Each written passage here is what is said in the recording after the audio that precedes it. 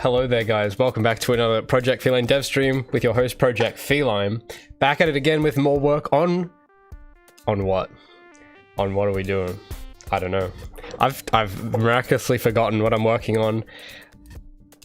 What am I doing, guys? You're gonna have to fill in the gaps. What game are we working on? That's right, Project Raymond, correct. So let me show you how the model's going, okay? So this is Gabi's model right now.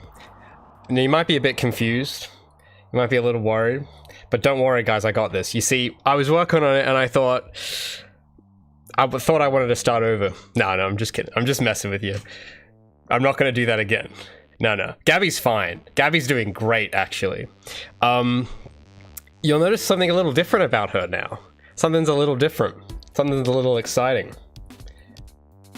She's got little highlights now on her hair. That was about all the time I had this last week to do some model work. I've kind of fixed up her hair UVs because they were kind of messed up. Something was really not good. We had like weird texture glitches on the top of her head. There was this weird glitch with her. I don't know if you guys remember last week, but we had like a lot of weird lines, and in fact her entire hair had these lines going down it because of this texture filtering option I had. And it's the texturing filtering I want the texture filtering, but I didn't want those weird lines, so I've gone and fixed that. So now her hair is like cleaner. I'll turn off the rigging and stuff so you guys can see. And it has highlights, so it looks glossy and shiny like she's been washing it, which she has been. I've made sure of that. She's been washing her hair. You might also notice that the shading is a bit better because I've gone and modified the normals for the hair as well, which was a little time consuming, but it kept bothering me. And I'm like, I should probably do the hair normals at some point. I still haven't fixed the symmetry on the rest of the body, but for whatever reason, the symmetry on the hair worked. So I don't know what the deal is with that. I don't really know what happened there. But the hair normals are a lot cleaner. There we go. So now it kind of like, it's not all weird. It's still a little weird. It's still a little glitchy, but it's a lot less weird and glitchy than before. I think before, it would have looked something like this, which is not so good. Like this is what it was like before I edited it, and you can see it's a lot more, it's still okay, but it's not, yeah, it's a bit rough. But with my new abilities and powers, I've made it like this. So I did a bit of a hack with this. I used data transfer from a customized sphere shape that I made to apply to their hair, because I noticed that the Guilty Gear characters do that sort of thing with their hair. So if you actually look at it in wireframe, or just without the shader on it, you can see it looks very circular. Whereas if I change this back to the default normals, that's how it looks normally. So that's what it looks like normally, like this, but with my custom normals, it looks like this. And there we go. So that was some cool little tricks. I know it's not a massive amount, but I've just been kind of busy with more file management, which is taking a while, but I'm actually almost finished with that stuff now. I mentioned a few weeks ago that I was reorganizing my entire 5-year catalog of footage for my videos, and that has been a huge project, which I've been working on for the rest of the week as I've been doing this model, and I'm almost done, thankfully. I've actually, per episode, I have little folders per episode. Those are all cleaned up completely. There's only one folder left I have to clean up, and it's a particularly big folder, so that could take a little bit, but I think the hard bit is done. So that's I'm looking forward to working more on that at some point. But we're here to do the model, so we will do the model. There actually is a problem that I should probably solve before I proceed to anything else, and that is, you'll notice something else about the hair that's a little different. I want to see if you guys can guess. I want to see if who can see what it is. Not the highlights and the normals. There's something else I've done to it. See if anyone can notice it. Let me just change the lighting. Oh, thanks, guys.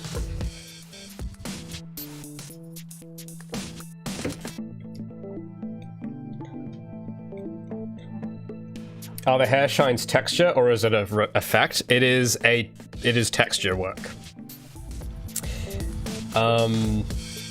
Highlights in the shadow. Actually, I don't know if that's meant to be there, but that's not what I was referring to. No. Styling in the front. Actually, that I do need to do something with the front, but no, that is not. That's not it. There's something else. It's probably very minor. I don't think anyone's gonna pick it up. Not the world lighting, no. It's something about the hair, the haircut. I've changed. There's, besides the highlights and the normals, there's one other thing I've done to it. I don't think anyone's gonna guess it. It's too obscure.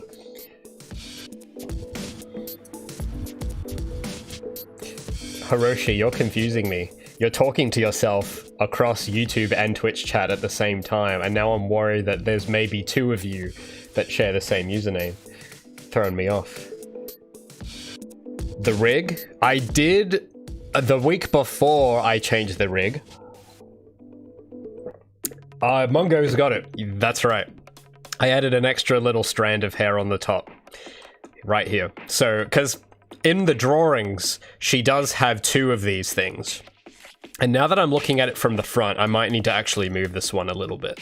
Yeah, she has now 2, because I just had the 1 before, because I was gonna add another one and just couldn't be bothered. But now I was bothered now, so I did it. Let me just quickly, I'll move before I continue. Let me, this one, it needs to be closer. And then I have to do something with these. There's something I should probably do before we keep animating.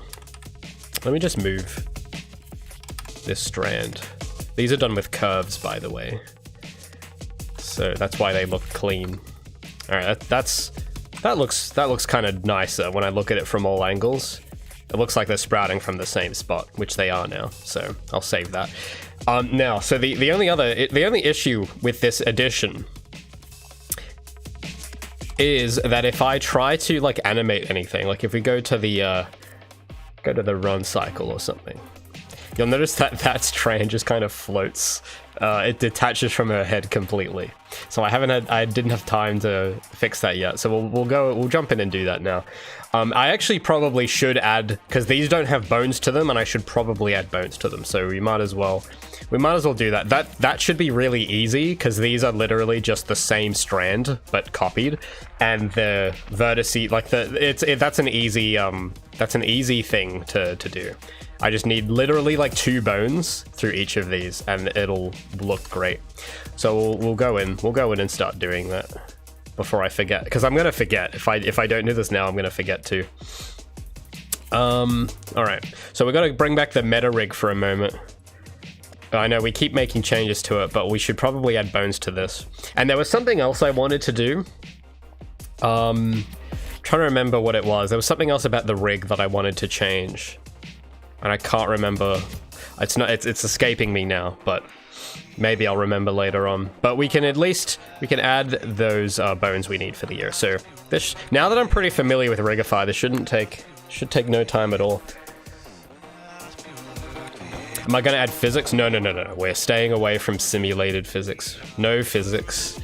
You can't really pull off simulated physics with this style, because it'll look bad if we do that. So I know a lot of people kind of get excited when they see characters with simulated physics, but I don't know. A lot of the time, I don't think it looks good, even on like non-stylized characters. I don't really like it.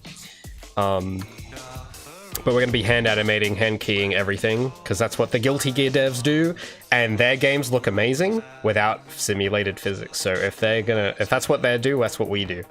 That's the rule. All right, where's no, that's the model. Hold on, let me turn off the normals. I don't want those on right now. I want this. And then we are going to, I think I should just be able to, yeah, there's our bone. It's a big bone. We don't want it that big.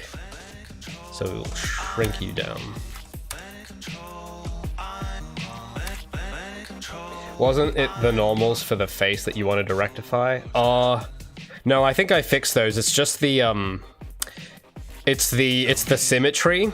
But that's got nothing to do with the rig. That's just this weird bug with Blender and the mirror tool. For whatever reason, the normals on the face are fine. It's just the mirror modifier doesn't. It's just a bit buggy. That's something I'll probably work out much later. I don't really. That isn't bothering me enough yet to do anything to do anything with. What was I don't know. It'll come to me. I'll remember it at some point.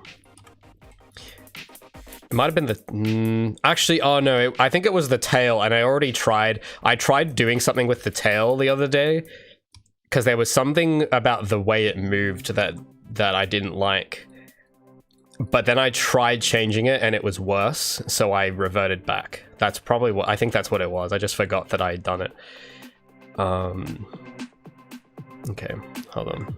Let me turn on B-bone. Because this is a bit hard. These are very big. It's hard to see. Or stick, sorry. That's what I want. Not B-bone. Stick. Stick view. That's my favorite. Love stick view.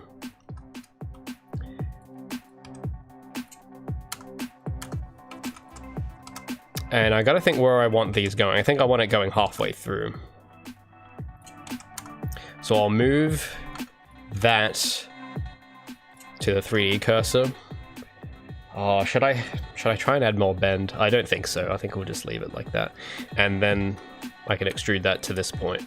Because I'm thinking I should be able to just get away with 2 bones for these. 1 bone, maybe even 1. But I do want it to like bend. I think 2 at least. I could try do 3, but I think 3 it's a bit... I think maybe we won't need 3. I think 2 should be fine. So let me clear the roll on these and make sure they're named. What could I... oh, what would I name this bone? Let me look at the other names of the other strands.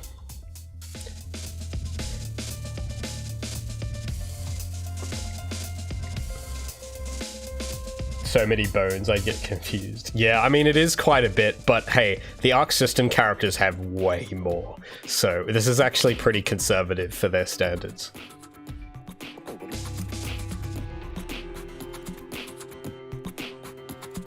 Oh, hey. Surprised you're streaming today? I said I'd be... I said that we were going to make this a schedule. This was going to be a thing. So, but I'm glad you're surprised. I hope it's a pleasant kind of surprise and not the unpleasant kind. That's the worst. I don't like unpleasant surprises, but I'll take... I mean, it is Wednesday, right? For Australia. Because I think my time zone, it's Wednesday. Unless I'm actually a day early. No, it is Wednesday. No, sorry. Wait. What day is it? Yeah, it's Wednesday. Because we see, when I typed in Wednesday, it came up with the movie Wednesday, which I didn't want. I wanted, you know, the... It is Wednesday, okay? It's Wednesday, my dudes. I'm not... Yeah.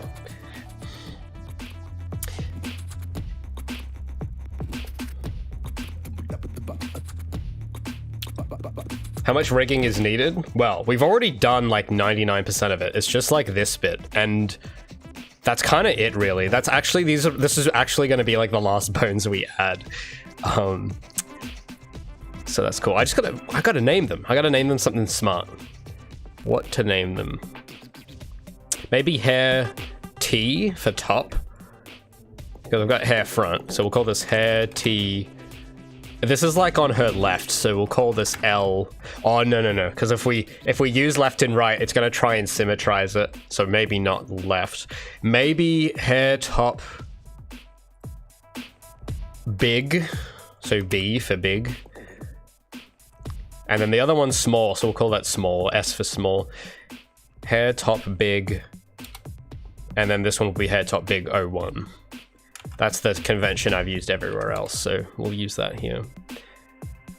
Hair side medium left, hair top big. I don't know, there's gotta be a... Maybe a lot, no, because I can't, it's just... I want to use L and R, but it does stuff I don't want it to do, because this is not symmetrical, and you should only really use L and R if it is symmetrical, which it isn't. So I'll stay with B. That'll do. That'll have to do. Then I'll just copy these both, and we'll call this one small. So we'll change that to S. There we go. And then I just got to move those in position.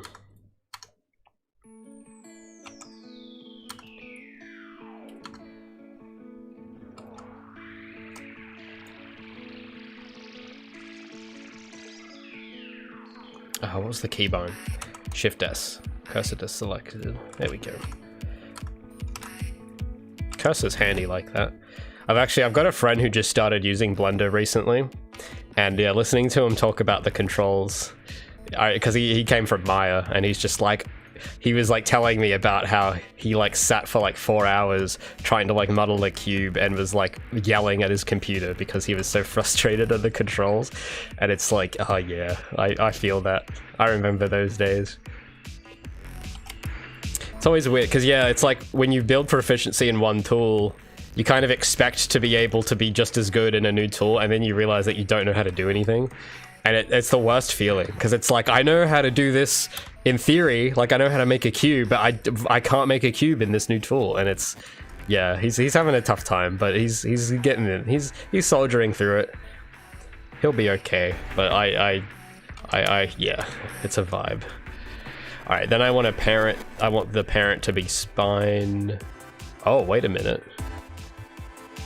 Spine 5. I don't remember you being called Spine 5. I remember you being called Spine 6. Oh. Why is, interesting. I must have done that for a reason. Go to the okay, all the parents here are Spine 6, so we'll make that Spine 6. Spine 6.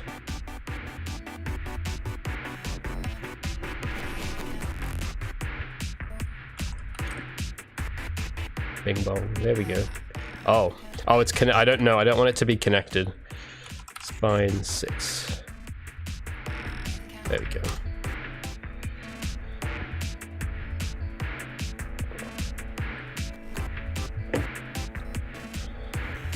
What about tip and base? Oh, well, I've noticed for chain bones, and this is conventions I've picked up on in Rigify and in the Arc System rigs, is that when they do chains of bones, they don't really bother naming all of the segments. They just kind of, they'll have a chain and it'll just, or they'll share a name, but then it just goes 1, 2, 3, 4, 5. So like for the spine, this is the Rigify spine, the one it just creates for you. And it's just called spine, spine 1, spine 2, spine 3, spine 4. And I don't really see a reason to change that because it works. I know some people get kind of particular about, oh, it should be spine top, spine middle or whatever, but I don't think that really matters. It's just as long as you're like consistent, that's the real thing. Like if I started naming this with a different naming convention, like instead of it calling top bottom, which I don't do anywhere else, that'd be a problem because then you'd be inconsistent, even if they are good names. In a vacuum, they're good names, but in context to the rest of this rig, it has to be named like the rest of the rig, because you want to look at it and go, one guy did all this. That's the impression you want, which in this case is true. I literally did do everything, but if you're at a studio, you know, it's easy for things to look like, for conventions to slip and have it look like, oh, the other guy must have named this bone. So this is just a convention I've used everywhere else. So that's why we're using it. And yep, so now, oh yeah, there's one more step, because this is Rigify. We can actually make these bones cool. Now, what I've done for the rest of the hair, do I want to do that for these two? Because the rest of the hair use these experimental chain bones, which are very cool. They're basically, excuse me, they're basically, you can like move the tips of the hair around and adjust the middle. It's quite cool, actually. I'll show you what they look like on the final version on the rig. I've got them hidden right now, but if I turn these on, these are sick. You can basically take these strands and move them like so, and then you have all these tweak bones that it makes for you, which are just so cool. Now I've crisscrossed them there. Hold on. Yeah, if you take this guy, you can basically, it's really cool. It's like controlling this is really fun once you get the hang of it. And I'm wondering if I should put the same type of, I reckon probably, because the rest of the hair strands use those. Even the fringe uses these. So like this, I just like, you're literally when you're, it's like when I'm styling her hair, I just drag it by the tip like you would in real life, which is actually really intuitive and I like it. Except her hair can be kind of stretchy too, because it's not real hair, so I can make it longer if I want. And but I won't, because I'm nice. But if I wanted to, I could give her the Anthony Padilla smosh cut like that. But I won't do that. Sorry, Gabi. Sorry. Well, so I guess I'll use those for these as well, because they're pretty good. So to do that, we just have to go to these meta bones and tell it what kind of bone we want it to create, because this is the Rigify plugin. So I want it to be a experimental chain, and then we'll do the same here. Now there's some settings, but oh yeah, it just wants to know what bones I want, what layers I want. So I will assign the appropriate layers like that. Which I think, I don't know if you guys can see that. My camera might be covering this menu. And then there's orientation axis. I gotta make sure I set that to Z global, otherwise it starts acting up. Because the other ones are all set to Z global, so. And I think that's it. Then I just have to make sure that the actual bones themselves are on the right layer, which I don't think they are. So I need to assign these to the hair layer. There we go. I don't think you could... Yeah, I think my face cam's covering this menu. Cool. That looks fine. Now we should just be able to regenerate, and it'll give us these little extra bones.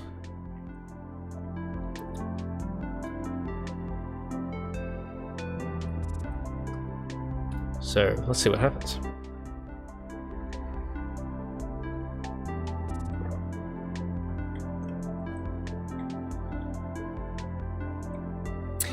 Update it. Look, okay. I know everyone's told me to upgrade it, but I always have... Something always goes wrong when I update my software, so I'm just gonna hang tight. I'm just gonna... Like, I'm not having an issue with the layers. I don't know what the new one looks like. I don't really care. I'm familiar with this, so I'm gonna use this.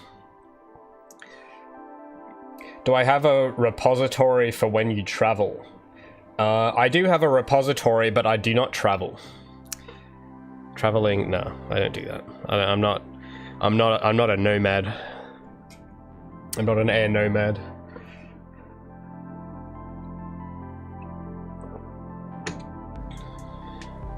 Oh, thanks, Cosmic. Forgotten you name the same way? Well, I mean, yeah. I mean, I know. Yeah, I've seen people kind of get a bit too into like what specific name, and I think it's really just as long as it's consistent. That's really the important thing.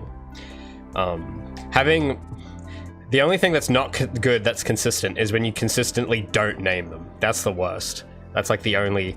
All right, give this a second. This is gonna need Blender needs a minute to generate all that stuff, so you give it a sec.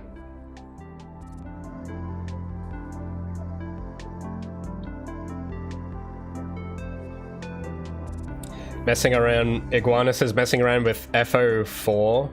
Do you mean Fallout 4 skeletons? Was a nightmare minefield of inconsistent naming. If you're talking about Fallout 4 when you say FO4, that wouldn't surprise me. I think I remember playing Fallout 4 a little bit when it came out, and it was, I don't know, Fallout's not my kind of game. But it seemed a bit, I don't know, something about it seemed a bit janky. Yeah, not naming a big no-no. That's true. It's true, folks. Could you demonstrate the shoulder controllers? In a moment. Blender needs some time. It needs a minute. Rigify is expensive, hardware-intensive. Well, I don't think it really is. It's just, I don't know, Blender just likes taking its time. Which is okay by me. You know, if it needs a little bit of time to generate stuff, to have it working all good, it's like, I'm gonna give it its time. I gotta let Blender do its cooking. There we go, Blender's done cooking. Awesome. Good job, Blender. See, and make sure you encourage your software. You treat your software right and it will treat you right. Now, you can see there's actually a lot more bones here than I showed you at the beginning of the stream, because I had them all hidden, because there's actually a lot going on here. Let's see how these look. Oh, this is cool. This is exactly what I was... Oh, wait. There's something missing. Okay, there is a problem. This is in the wrong place. It hasn't made a tweak bone for this one, so we need to... It's done something wrong. We gotta go back and check it. I must have not configured this properly.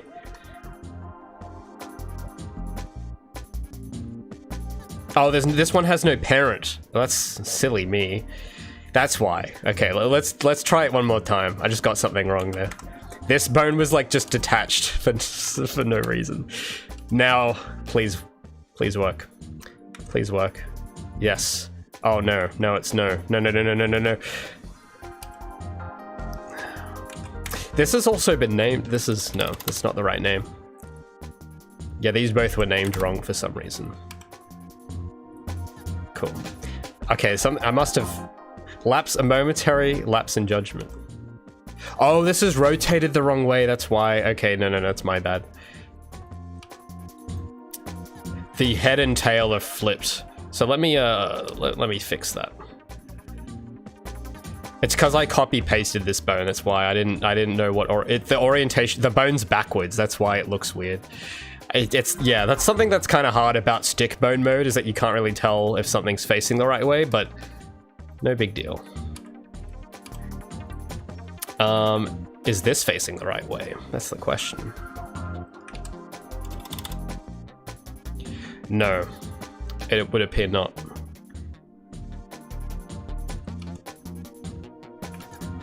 So we need to flip you around, buddy. Well, yeah, hold on. If we turn on, just to make double sure. Oh wait, no, this, yeah, it's backwards. Whoops. As Bob Ross would say, it's a happy little accident. Let me just clear the roll. All right, now I just gotta make sure it's parented, and it should work. There we go. Perfect. Actually perfect. Actually flawless, even. All right, let's give you another crack, shall we? Regenerate. And while that's doing its thing, I will pay attention to you 100%. Oh, please. I did hit generate, right? Okay, I think it's doing its thing. Actually, yeah, saying the bones backwards does actually sound painful, yeah.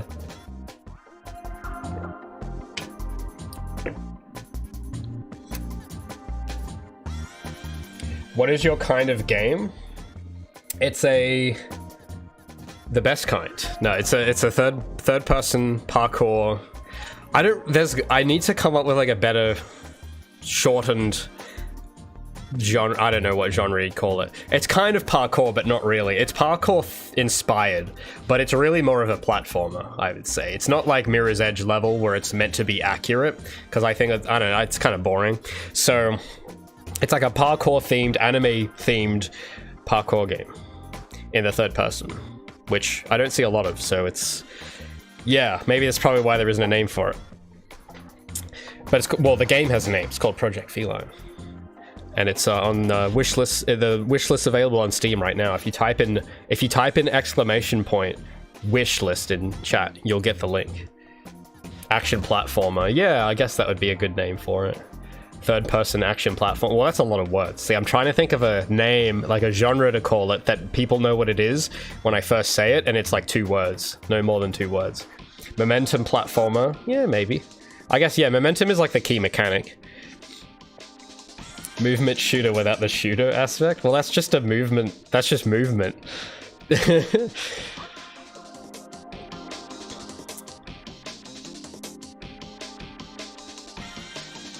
Thinking of making a game, but using stop motion. That sounds like a lot of work. But there's probably not a lot of people doing it. So, low competition, but a lot of work. Parkour platformer. Actually, yeah, I like that combo. Parkour platformer, because it's an alliteration. And it's two words. That's a cool one. As someone that has less than 50 hours in Blender. It's interesting how an Arch Wizard Blender master makes his craft. Well, look, I'm not an Arch Wizard master, okay? I think it's the people that have spent like 10,000 hours are the masters. Me, I think according to Steam, this is actually not an accurate number because I stopped using the Steam version like 2 years ago because it kept auto-updating and I didn't want it to. So I'm just using the version I downloaded from the web. But on Steam, I had logged like 800 hours. So by now, it's probably at like 2,000, which is like nowhere near master level. So, but I know a thing or two about it. I'd say I know a bit of Blender, but I wouldn't say I'm a wizard. No, not a wizard.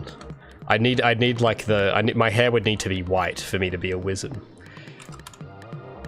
All right, okay, now it's got what I want. Yeah, see, it's got this guy. Yeah, the bones are all in the right spot. So that's pretty pog. Now we just gotta weight paint it, and I know some of you might be groaning saying, oh, more weight painting, but no, trust me, this one's gonna be easy because it's literally just these two, and I know exactly what to do. I know exactly what to do here. So let's do it. Firstly, we need to make some vertex groups with these names. So hair, yeah. So let's do that. And I'll hide the meta rig now because we don't really need it. And I will hide all of these because I don't need these on. I only need one layer, and that's the deform layer. Except, where is the deform layer? Oh, oops. That's not the layer view, that's the layer assignment view. That's not what I meant to do. I meant to do this. There we go. So I just want that layer on. And yeah, let me just make some quick vertex groups to correspond to the bones. And then we're just gonna fill it with some stuff. And that's basically gonna be it. It's gonna be pretty quick. And then we can get to animating again. I haven't decided what animation I want to work on today because I've still got a few I need to make. I'm trying to think of that in the background. I haven't picked what I'm grooving. What am I vibing? What animation am I vibing today?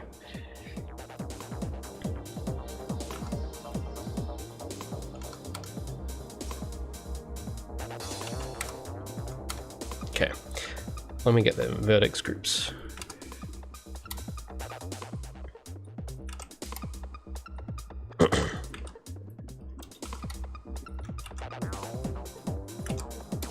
And those are the vertex groups there, and then I just have to go like this and go to hair top, and then we just got to assign some stuff, some weights.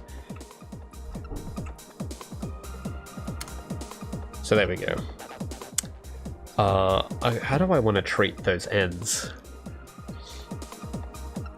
I think about here we want to start tapering it. That's what I'm vibing. And then around here we want it halfway. And then here we want it 0.2.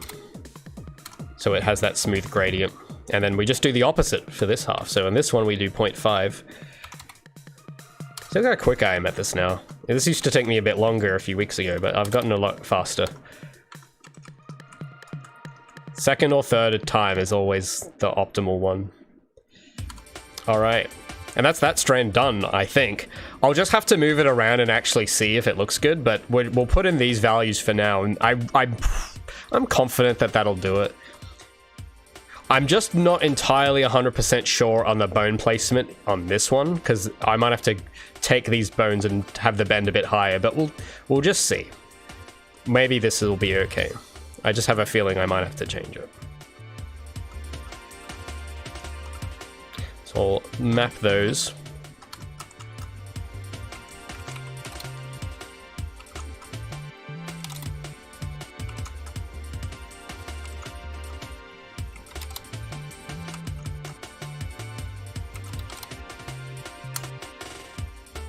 Wow, there's a lot. Hold on. Sorry guys, it's just a lot of you here on this particular day. I'm just seeing my second monitor move quite a lot. Can I actually see how many of you are here? There's 50 of you. Wow, you guys are very talkative.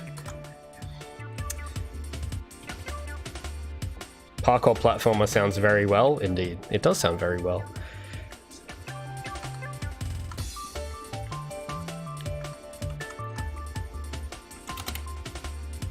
I hate Unity skybox lighting. Oh, me too. When I back in the day, I don't like Unreal skybox lighting either, not gonna lie.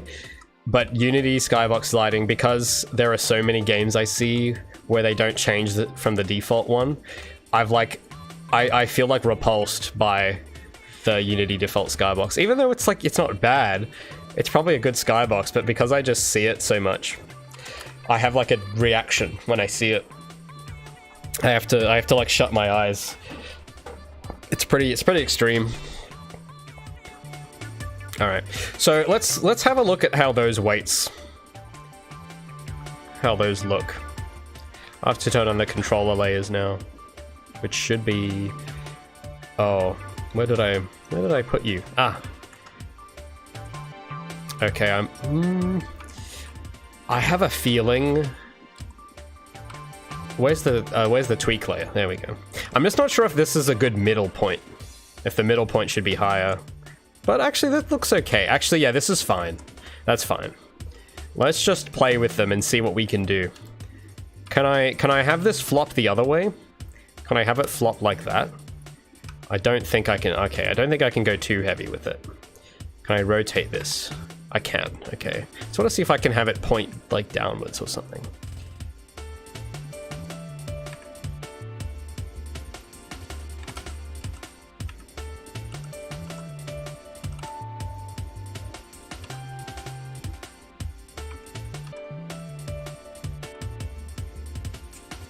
I think we might need to add some influence further along for this particular one because it curves kind of like that. But this one, I think this one should be okay. Oh, actually, it's a little rough on the corner. Oh, you know what it is? Because hold on, this has something else influencing it. I can see it. This one's acting a bit strange, but I know why. If I go to the select linked. I gotta select the whole strand. I'm trying to remember where that is. Oops. Select all linked. That's the one I'm looking for. Mesh. I forgot where it is. I literally yesterday I used this and I can't remember where it is. Select. There we go. Select linked. All right. Control L also. I gotta remember those keybinds better. But this bone is being influenced by the spine. So let's take you off. There we go. I don't know, wait. Hold on. I didn't want to delete the whole vertex group. Oh, what have I done? I've done something terrible. Okay. I just gotta select Control L and remove, because watch this. With the vertex paint, if I can just get weight paint. So the spine, which the rest of the head is anchored to, is also influencing this. So I want to take this off. There we go. Now we can freely move it everywhere. Because it's trying to pull it with the spine bone at the same time. That's why it's looking off. Now it looks better. Cool. So let's move this around. Let's just play and see what we can do. Oh, this is cool. Yeah, this is it. I like that. Can I move the base? I can. Can I scale it? I can. These are really cool. These experimental bones, these chain bones are really cool. This should do fine. I'm just a little worried about this one because it has this tapering. It's a bit difficult. Like if I take this, I can probably like have it bend up like that pretty good. Maybe I'll add a little bit of influence to the end. I basically want it so that I can bend it like this, and that curve will sort of even out a bit. And I think it's just a matter of adding some more weights. Or sorry, just vertex painting the tip of it to weight to the middle a little. I think that's we'll see. I'll save it just in case, but I'll just see what happens when I try and do that. I'm just curious. Because you're going to see these poking out. It's going to be pretty obvious to tell. So maybe I'll move this point where it starts to blend. I might move that up. So like these bones will have like a bit of influence on them. And that'll straighten them out a little. Maybe... I got to be careful though. Because you can't do it too much. Like here, this is like... No. That's too much. Like if I add that all with a little bit, it's like compromising too much. So we'll take it off here, and it needs to like slowly taper off. So maybe this one has 0.05 weight. I like punching in the numbers manually because it's just easier to control. So I'm just punching in numbers.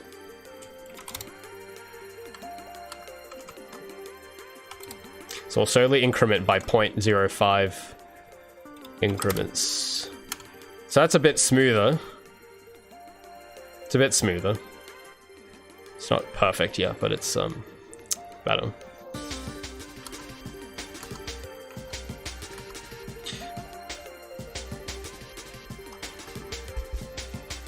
So that's how the actual, so those green bones are the actual bones. It's just the rest of this is just the fancy control. But see, I can bend it this way now, and it like it like follows. Like that curve, I can have it go this way or this way. I'm liking that. That's cool. Actually, this is a really cool shape. I like that. So if I reset that all back, I can bend it up like this and have it do that. Yeah, that's pretty good. Let's just, I think I just need to adjust a little bit on the tip of this. Actually, do I? I don't know. Let's move you up and like move this.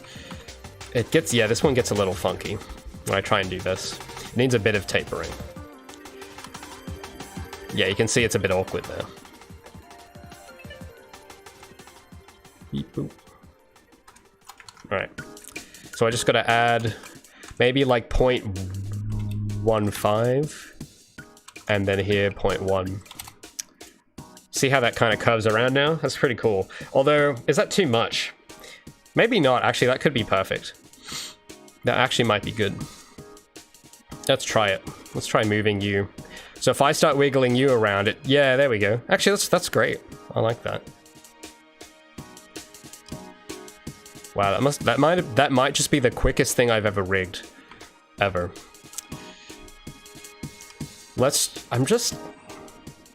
This one is skewed a little bit more, and I think that's just because the bone is sort of a bit lower, but this is still okay.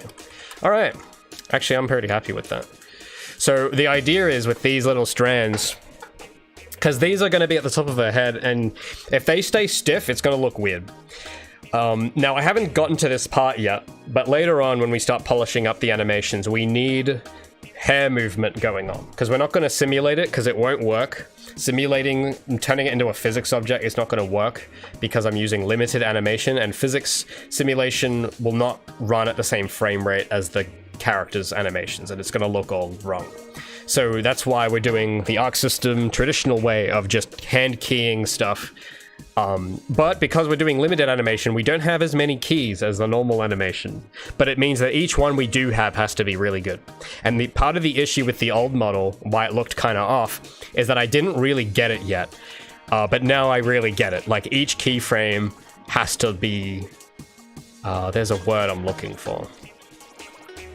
It has to be really, like, good. It has to, like, each key pose has to be thoughtful. But I also get, you know, we don't have to worry about curves and stuff like you normally would. So it's a bit of a trade-off, but because it's the style I want, it's I'm actually pretty thrilled about it. About that being my combination of trade-offs. But it means for each key, if we're moving stuff around, the hair has to move the right way, the tail has to move the right way. It has to look, you know, it's got to move right. And that's kind of the hard bit, but I kind of get it. I know why it has to be like that, so I'm fine with it being like that. But yeah, let me just think, because I think we can probably do some. That's the oh yeah, there's something I forgot to do, because there are these special helper bones. Every time I regenerate the rig, I have to reparent something. And that's the center of gravity bone that I made, because I do have a bone in her that I used for her to do flips that will have her rotate around an axis. The only thing is when I regenerate her Rigify rig each time I do that, the IKs will reparent to the root bone and not the center of my custom center of gravity bone that I made. So I have to reparent them. So I'll make sure I do that before we move on, because otherwise if we ever doing flips, her hands are not going to move. It's going to look really weird. So I just have to go in here and change this to COG, which stands for center of gravity. instead of root for these specific bones for the IKs. That's literally, yeah, I just gotta make sure I do that. Because yeah, I'm kind of stretching what you're meant to use Rigify for, but it's working. It just means I have to do this sometimes. So every IK bit has to just be reparented to the right bone. And I think the knees, kneecaps, and the elbows, I think that's it.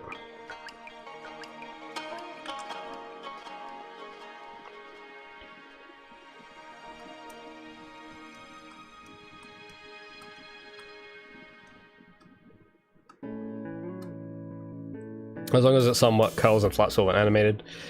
I mean, well, yeah, that's the goal. It's basically, I still have a bit of practice to do with animating hair because I'm not the best at it, but I tried on the grind animation last week. We tried it a little, and it's like it's okay. I just have to kind of get used to it still. But it's a lot, man. Oh, it's so much easier than Gabi, old Gabi. That was such a mess. Okay, I think those are all the bones. So now if I take her center of gravity bone in the middle here and rotate it, oh, it's just her tail, but the rest of it's good. The tail, it just has this little switch I have to turn on called tail follow. And now if I get her center of gravity, there we go. Perfect. Whoa. So let's hide all that other extra stuff. We don't need all that on right now.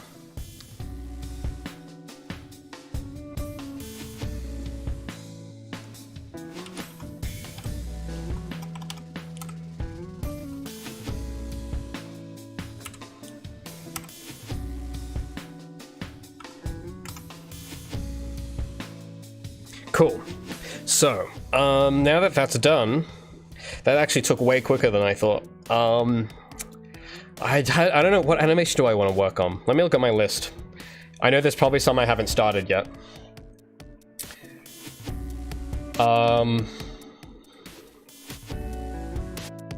I've got let me look at my list. I've got walking, I've got jogging, I've got running. The run and jog are still kind of, they need more work, but they exist. I've got something in here called momentum run, and I don't remember what it's supposed to be. Let me rename these though. Actually, you know what? I should rename them in here because the names I've picked on my list are actually sensible. So let me go and just rename, because this should be called run, not sprint, and then the other one that's called run should be called jog. Okay. And let's have a look. I think I was working on a jump last time, right? And I don't know if I finished it. Let me check. Jump. Jump idle. No, it wasn't that one. It was like... oh, it was this pose, that's right. That was like her falling pose while... and then I've got this. I feel like I'm feeling like I want to do something with the jump. Let me just make sure that my check, because I actually have not been ticking these off, so I gotta make sure I do. Jump idle start, jump idle loop. I don't have a landing animation yet.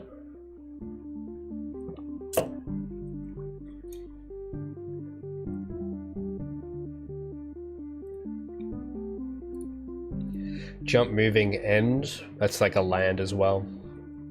Slide start, slide loop, slide end. I've only got a slide loop.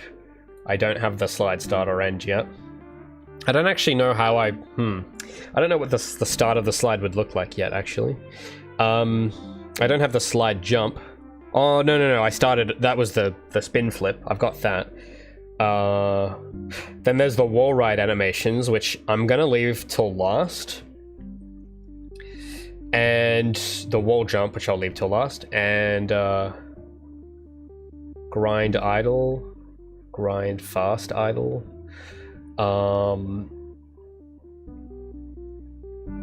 grind, jump. All right, let me make a shorter list of the ones I actually feel like working on right now that I could picture actually making some progress on today, because there is a few. Because a lot of the stuff on my list here, I'm deliberately gonna put till the end. Like the wall run, reason why I want to do that at the end is because I haven't decided yet if I actually want it to be a wall run or a wall ride. Because the current animation, she sort of rides the wall and she doesn't really move that much. But if I decided I wanted it to be a wall run, then what I would do is I would take the run animation and just adjust it. But that relies on the run animation being finished. So that's why I'm leaving it to the end, so that I have time to just make the run animation.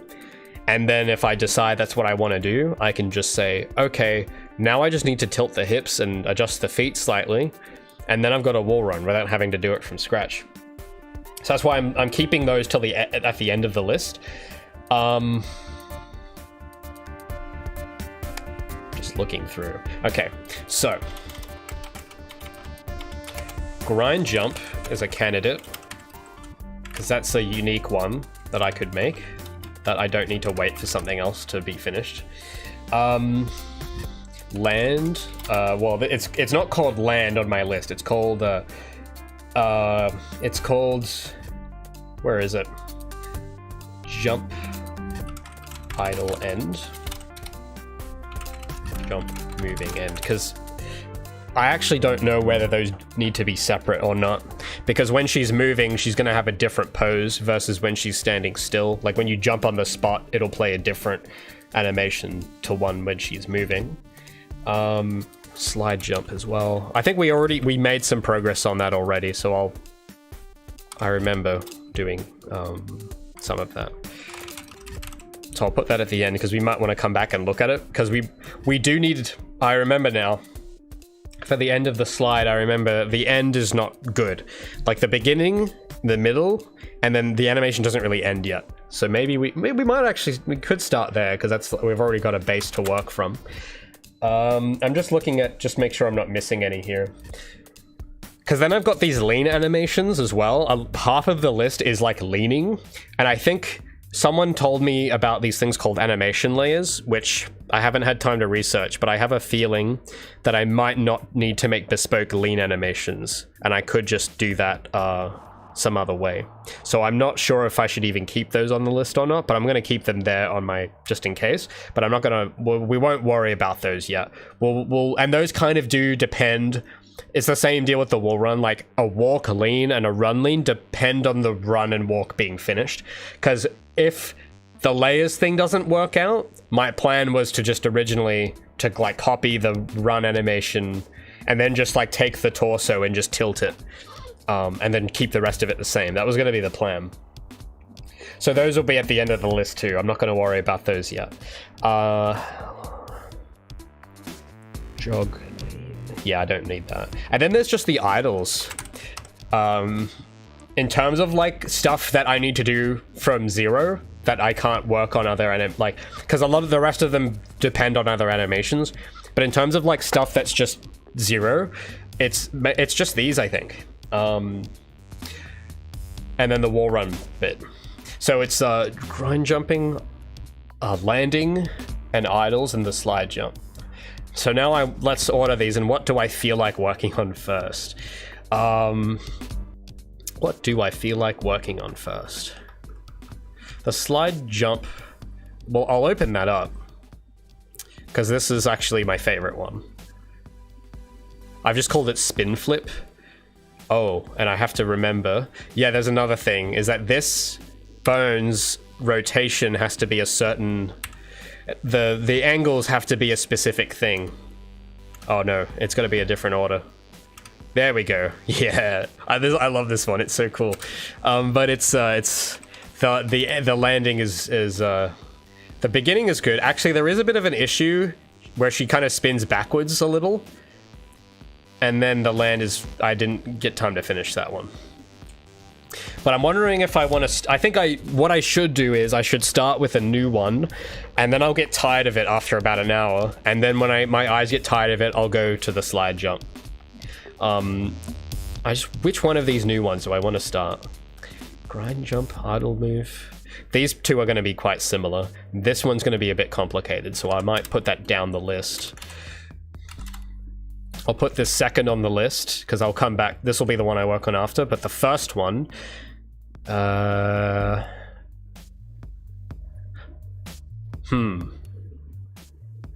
do this. We'll do the idle end, because I already have a picture. The minute I read it, I had an image flashed in my head of what I want, so we'll do that. I don't quite know how this one will look yet, but I have an image in my head on what I want from this. So let's do jump. You know what I'm thinking? Here's what I'm thinking for jump, idle, end. I'm thinking like a cool superhero pose. That's what flashed through my head. So we'll do that. That sounds exciting. Oh, and thank you so much, Timothy. You. I don't know if I'm pronouncing your surname correctly there, but thanks so much for the. For the 1,000 Canadian cents. $10 is 1,000 cents, right? I think. Thanks so much. Absolute legend, mate. Let's give it up for Tim in chat.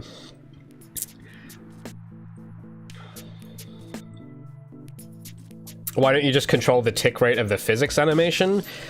From my knowledge, tick rate is like fixed, right? Like you can set the tick rate to like continuous or at fixed intervals. The thing is that these animations don't have a fixed frame rate. So, I'm trying to think how to explain it. If you know like traditional animation, you'll understand what I'm talking about, but if you don't, it's not a constant frame rate. That's why I can't just change the tick rate. And that's also kind of a lazy way of doing it anyway, so it's not gonna look good. If you try and do these, like, shortcuts and say, oh, well, if I do the easy way... No. You can't... Not... For this style, that doesn't work. Unless you want it to look like a V-Roid character. And if that's what you want, then that's fine, but I want something that looks miles ahead of that. So, you know, we can't do that. It's gonna look off. We're doing the Arc System way. No compromises. That's the only way that works. For the result I want, anyway. So...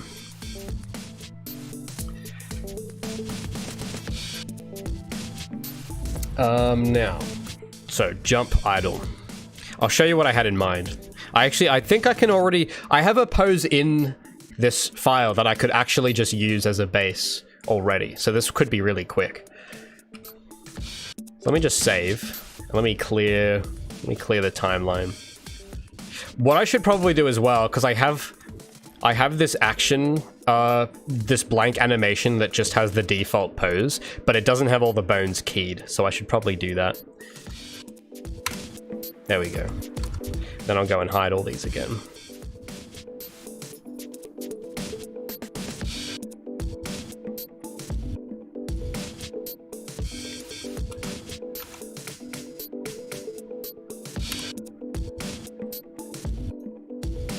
So here's what I'm thinking, because there's a test pose. Oh, here it is. I clicked on it first go. So I made this pose as a test ages ago, but this is actually really cool, so we're going to use it. So I'm going to make a copy of it, and we'll call this, what did I name it? Jump End Idle.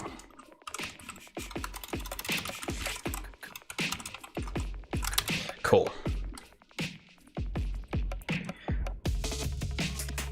Oh no, sorry, jump, idle, end. That's the right convention, because the other one is named jump, idle, jump, start. Okay, yeah, so let me reword that. Cool. Yeah, it is cat-like, indeed. We might actually need to whip out the tweak bones. Oh yeah, someone was asking about the shoulder before, so I could probably... Let me just turn her hair off so I can actually see what's going on, because I made this pose before the rig was finished, so there's probably some adjustments I'll need to make to it. Like the neck looks a little uncomfortable. But the shoulder tweak bones, for who was asking... where's my menu? Yeah. So that is in the torso tweak layer? Oh, I thought it was in the torso tweak layer. Where have they gone? Uh-oh. Where am I? Oh, there might be in the arm tweak. Yeah, there we go. So these are the torso bones. I mean, sorry, the shoulder tweak bones.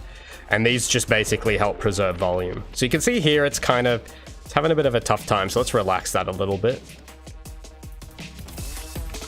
So let me oh, I already had adjusted it actually. So let me go in again and, can I change the axes? I'm not like, hold on. I need the local. Maybe something like that. Just so that it, yeah, see that looks a bit better now, doesn't it? So this bone does a bit more than just being able to rotate, like you can move it and stuff too. But it just kind of, it stops the model twisting on itself, basically. It's pretty handy. So that shoulder looks pretty good now. And I can tell because of the shadows, you can see that there's like that armpit shadow there. Very cool. Like it, just the, you know, the shape of it, because the shadow shapes in anime are quite important. Now, where's the one for the other arm? It's meant to be here. Might be here. Oh, there we go. How's that one looking? Oh, yeah, it's like a little, it's looking a little stressed out. Looking a little bunched up there.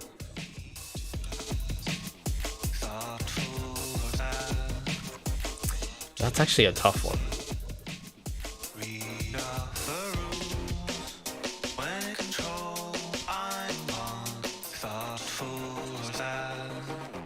Actually, it might just be this. I just have to move this a little bit. There we go. That's a little nicer. Yeah. Maybe actually a bit up, a bit further up. Yeah. Because yeah, it was coming down a bit too much and her arms bent anyway. Like that is a, it's a little, looks a little uncomfortable, you know? That's a bit better. The tail, do I want to keep the tail like that? We'll leave it for now. And then there's tweak bones on here, which I want to look at. Yeah, this, because the tweak bones kind of don't do anything most of the time. Like, I don't really need to touch them most of the time. It's just when you've got these extreme poses like this, like when she's really, like, look at the, like her leg is really bending there. It's like for those ones, then you kind of need to help the rig a little bit.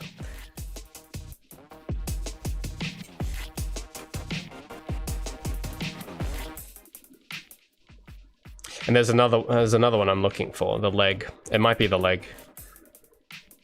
These are sort of meant to help with, yeah, see that looks a bit less stressed out. Looks a bit nicer because it isn't pulling on her muscle on the back as much. Same with I don't think I've touched this side yet. So let's like just move it, just guide it.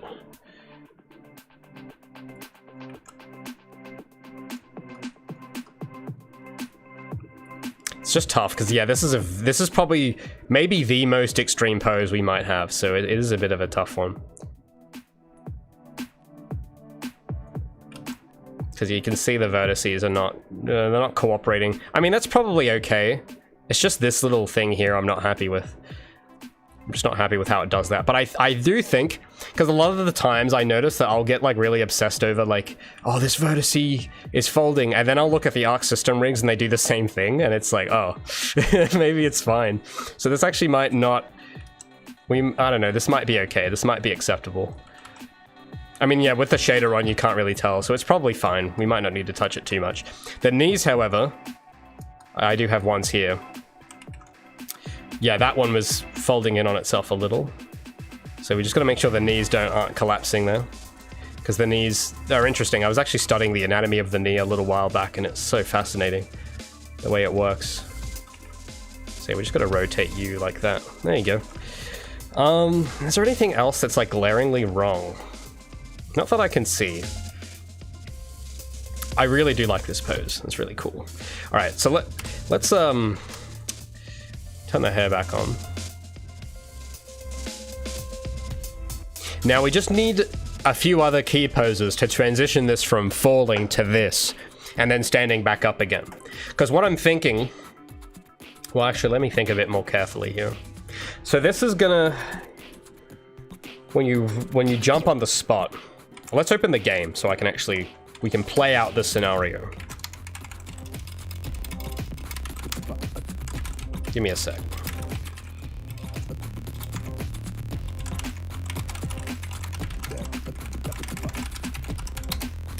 So this is gonna play if we just jump on the spot. But now that I'm looking at it, while the pose is really cool, it's a bit extreme if we're doing a short jump.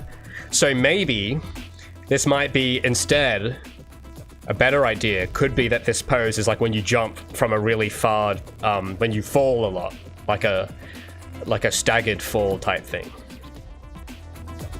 I just need a map with a big floor. Turn off the audio. We need a map with a big floor. Bold Gabi. No, I didn't say the words bold Gabi. No, calm down. Yeah, because what I'm thinking is that sort of land for this is a bit too much. But that kind of land for this would be sick. So maybe this is, because I'm pretty sure I can do something like tell how far she's fallen and then play, depending on the velocity when you hit the ground, you play like a more heavier land. And then maybe I create just a really short, tiny one, like a very inconspicuous land for when you're just doing this. Because yeah, landing like that is a bit of an overreaction when you're just doing that. So, and yeah, it does look, I always did find it looked kind of weird when you can jump off like here and she doesn't even really react. I always thought that was kind of weird.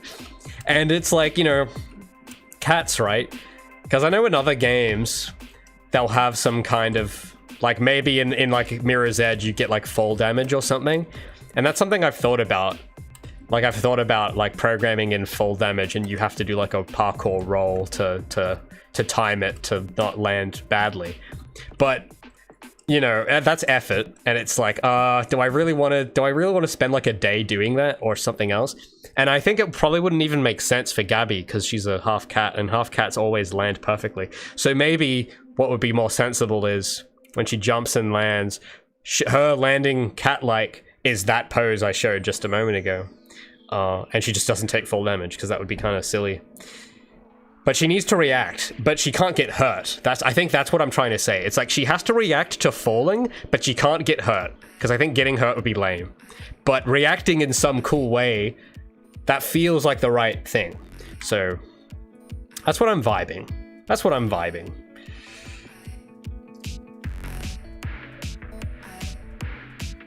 It'd be quite funny to throw Gabi's geometry into Blender's fluid simulation and just have boneless Gabi. Well, yes, it would be quite funny. It would be quite funny. But I don't know if I want to go there yet.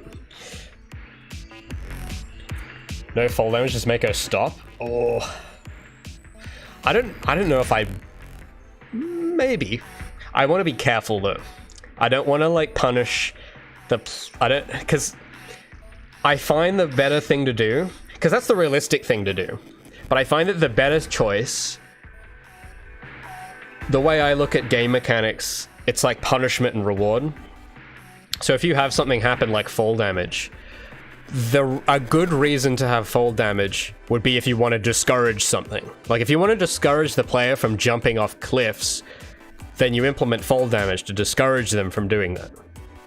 But in my game, you kind of can do that, and it's sort of fine. I don't really care if you do that. But if I add, not necessarily fall damage, but if I add some negative reaction, if the game kind of reacts even slightly negatively to you doing that, that's a discouragement. And there might be a good reason to do that, but it's not jumping out at me right now.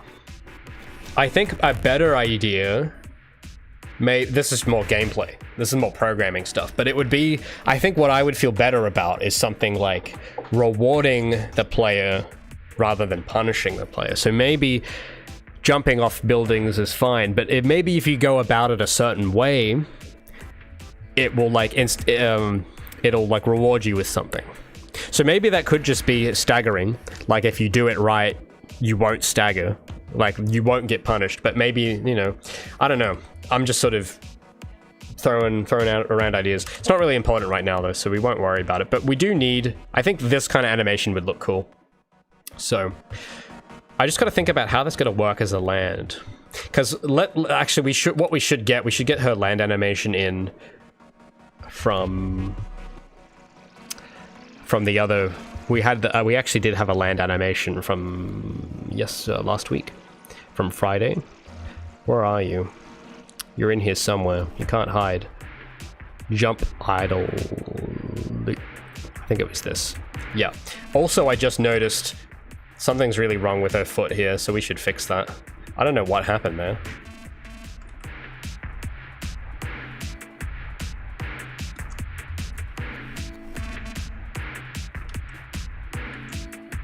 Yeah, what on earth happened?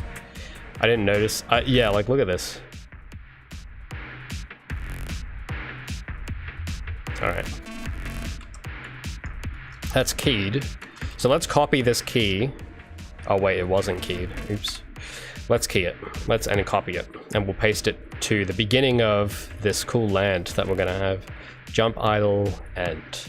Well, we should really name this jump idle impact end.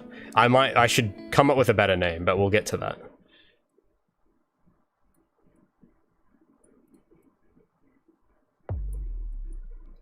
We'll paste. So this is gonna look weird. Let me just get rid of this tweening. But it needs to go from these two. And it can't be more than like, I want to say 4 frames is the sweet spot. That's what I'm vibing. So I feel like by frame 2, maybe 6 frames, but by frame 2 she should be there. That's what I'm feeling. And then the rest of, like, maybe up till frame 6 she's recovering. Because she'll like slam, land, and then she'll sort of get up, but not too slowly, but just a bit slower, you know? So let me turn, I don't need all the tweak bones on now, so let me turn off some of those.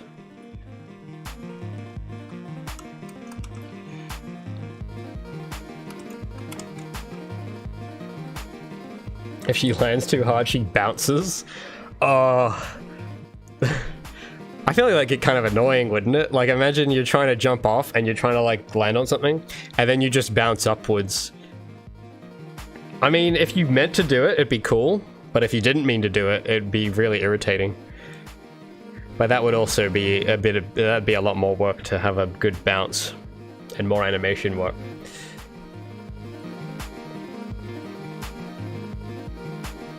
Imagine, depending on the height she's falling, she gained a dash directly after landing. Yeah, that's something I was sort of thinking more on the lines of, but maybe, I feel like what I would want to do is some kind of input prompt.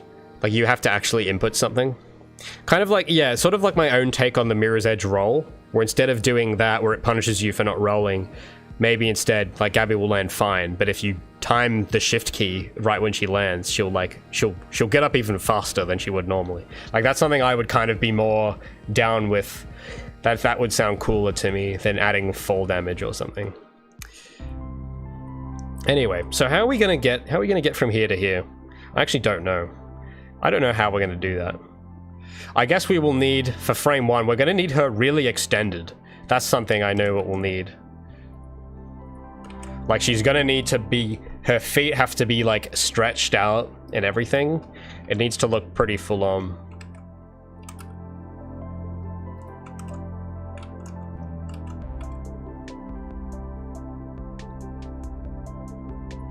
I did have a land animation on our old model that looked not great. So I'm just kind of using that in my imagination. Actually, maybe I'll open it up and have a look and see what I did. Because it's okay, but it's... there's probably some bad stuff with it.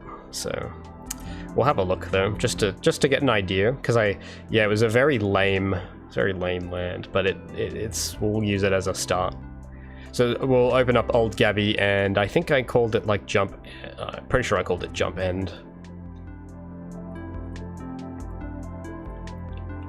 Yeah, so that was the soft landing, which is not playing for some reason. What's going on? There we go. So that's the soft landing. And then we've got the hard landing is here somewhere.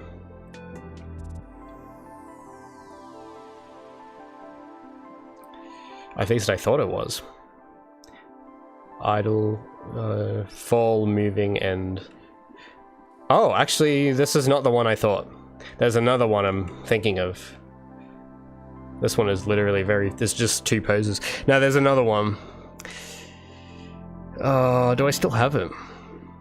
Jump and style. Oh yeah, it's this one. It's actually very short. But it's... Yeah. Let's, yeah. It's like, hold on. It's playing like at double speed. Let me fix that. Yeah, there we go. It's just kind of warm. Like that, you know, like the SpongeBob sound? That's like what I'm picturing when she lands like this. Womp. Like that's, it even kind of, the rhythm sort of matches that sound. Womp. Yeah. it's just kind of, and she doesn't really like, yeah, like look at that. With her straight face going like that, it's weird. It's just weird. Look at her shoulders, look how much she's hurting right now. So I don't want like this exactly, but it's basically what I'm trying to do is like this, but way cooler than this. So we can compare with that. But with the legs, they do some stuff I like, but it also does a lot I don't. But, you know. Alright. So I'm gonna do similar idea, but not as lame. That's the idea.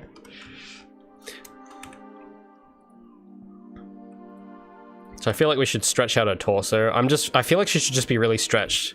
Like very... But it'll look... Any pose we do on new Gabi is gonna look better than old Gabi, so... And yeah, I just want to get just the basics. We're not gonna go too full on this yet. I'm not gonna go full, like, all the details in the hair and stuff until I'm happy with all the blocking for everything. And I see it in game and it looks good. And when I say good, I mean, I can like, it's a good, like in its blocky state, this seems like the direction I want to go in. And that's only then I will cook more. But until then, I just want to get a good foundation. So I want our arms a bit higher, like that. I don't know if this will look any good, but I'm just, my intuition is telling me that we need some of this going on, so I'll do it.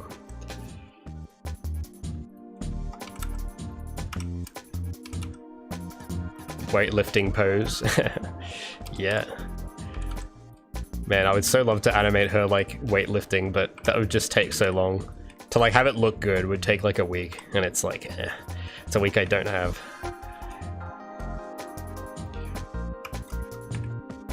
Although I wanted to do push-ups so bad. I remember saying the other week, if we had time, if I could like go all in on our idol, I'd want her doing like push-ups. But we'll see. We'll see how we do.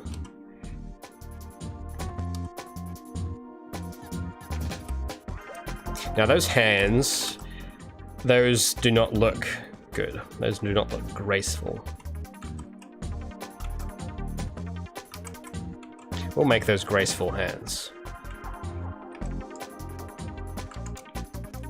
What's Gabi's max? I don't know. I haven't asked her.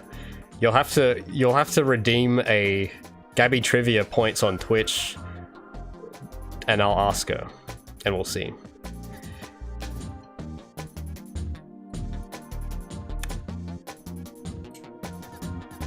Oh, sorry, I missed it. Speaking of points, I missed a few. We got codename redeeming hydrate. Thank you. I am hydrating, sorry. I'm just in the zone. But now I am in the zone and hydrated, thanks to you.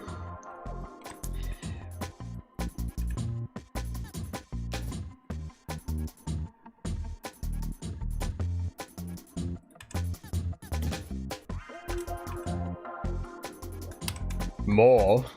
That's all I think I've only got, like, this has to last me another 2 hours. But alright, just for you. Alright, I've got like 2 sips in that left. So go easy on the hydrates, fellas. Go easy. You know, here in Australia, we're basically always in drought. I actually don't know if we are right now, but I pretend it always is. Oh my god, Pixstatic, don't do this to me. You've betrayed me. No, Pixstatic, no. No, you can't be in two. You gotta pick one platform, mate. You can't be in YouTube and Twitch exploiting the points. You gotta pick one. Cheeky bugger.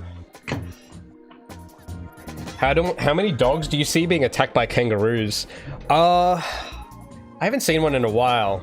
Although I have a really crazy Australian sounding story that isn't from Australia, it's from the States. My uncle was, in his area, he lives in the States, and for whatever reason, they have like a coyote problem. And he straight up saw someone out for a walk. He was walking his dog, and then 2 coyotes came to attack his dog, and he just shot both of them. And that, I mean, that's the most American story ever, right? But, you know, with wildlife being out to get you, you know, most people think that's an Australian thing, but no, it happens everywhere. It's just instead of coyotes, we have emus, which are actually formidable foes for those who know about the Great Emu Wars. And I know that sounds like a meme, but I'm not kidding. That's actually a real thing. We did have the Great Emu Wars, and the emus won. I'm not making this up. Search up on Wikipedia the Great Emu Wars. I'm not making. I know this sounds like a troll and a haha. Australians, oh, they're so cheeky, but no, that was a real thing. That actually happened. I'm not capping. So emus, yeah, you gotta watch out. Emus are pretty crazy. But no, I haven't personally seen any of them be vicious. I've seen some critters, but I don't know. I don't provoke them. I leave them alone. And they usually leave me alone. Although I did see a snake the other day. So there's that. Oh, there's an actual documentary on it? Oh, that's awesome. That's cool. I haven't seen the documentary, but I just remember in history class learning about that. It was so funny. A history teacher with a straight face says, yeah, when we fought the emus, and I was like, what? What do you mean? It's like, and we lost, and everyone just burst out laughing. It's so funny. But no, emus, yeah, don't mess with them, man. They're actually kind of, who's actually seen an emu in real life? Like they're not, you don't want to mess with those, okay? Like they're big birds. They would completely demolish Big Bird on Sesame Street. They would absolutely demolish him. And I've just noticed that one of the bones on Gabi's hand just went missing. There we go. Now it's back. You had to study it? Yeah. Wow, that's comforting to know that even overseas they're making fun of us for losing the Emu War. I don't blame you, no, I don't blame them. It is funny. It is funny.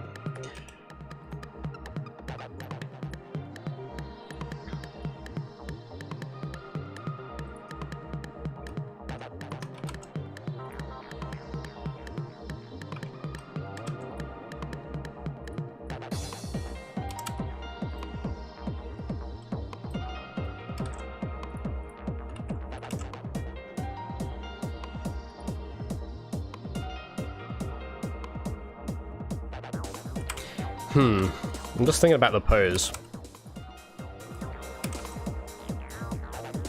I like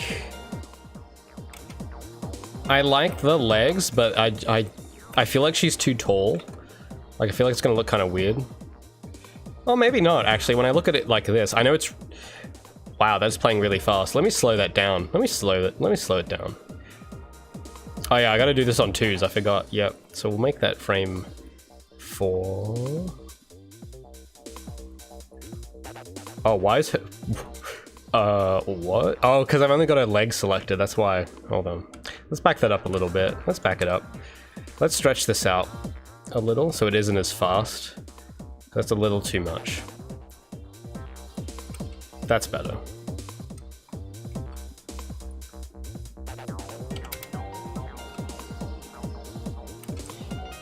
So again, just blocking.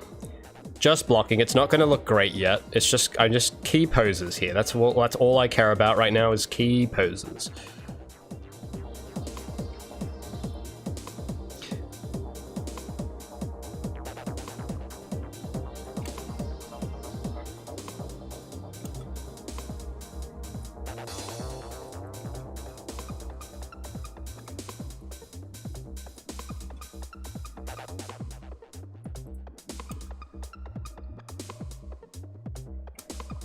You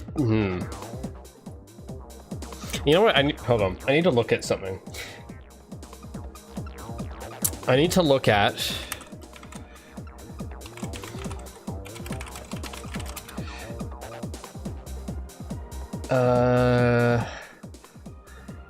This is not what I was looking for, but this actually looks kind of interesting. I don't know what this is. Oh, more KFC ads, lovely. Because I remember looking at the story mode for this game. This is Guilty Gear. And the actual, like, when I look at the animations for the cutscenes, they're actually very primitive. And I was curious about it, but I didn't actually look into them. But this actually looks kind of cool. But that's not what I want right now. What I want... What do I want? I want gameplay. I want to look at how the Guilty Gear characters, how they handle the timing of their poses for when the characters land. I need to see it, and then I'll kind of know what to do. But the image in my head is a bit old. I gotta look at more footage. I just don't know what to look up, because I don't know any of the names of the characters or anything. So I don't know if there's like a specific one I should be looking at. I just want to look at like a land animation. I'm just going to search up animations, and it's just going to give me a bunch of stuff that I already know, like how they animated the Guilty Gear, and it's like I know how they did it. I just need to see. Oh, here, like this, like victory poses and stuff. Oh, this is like, oh, these are like the very high budget ones where they have the big intros.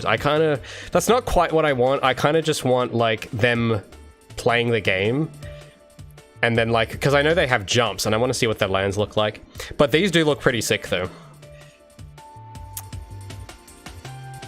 And it's to bring up the point of physics. I'm going to use this footage to demonstrate what I mean, because while we're looking at it, I might as well say, for everyone that keeps saying use physics, put a physics bones and stuff, this is why you don't. Because if you look at how this is done, you see the hair? Pay attention to it. I'm gonna go frame by frame. You can't do that. You can't do that with simulated physics. You just can't do it. And this, remember, these are all 3D models. This is all 3D, but it's animated like a 2D character. That's the whole trick. If you don't commit to it, if you try and shortcut it, if you don't commit to the bit, it won't work. So all of these, even now, this is even more extreme. If you think what I'm doing is hard, look at this. So even his sideburns are rigged. You see? Look at his sideburns under his bandana. Even those have bones in them. So that's like 3, 6, 9 bones just for the sideburns. And then if you look at, there's more that you can't get with physics. There's also more if you look carefully at this stuff. Look at his belt when he starts walking. Let me back it up. Look at his belt. What? Pay attention.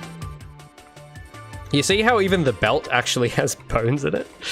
The belt, look at it. You see how it's all like moving slightly each frame? And it's not all of it. It's like it's moving in a very deliberate, hand-done way, because that's exactly how it was moved. Some animator sat there and moved the belt.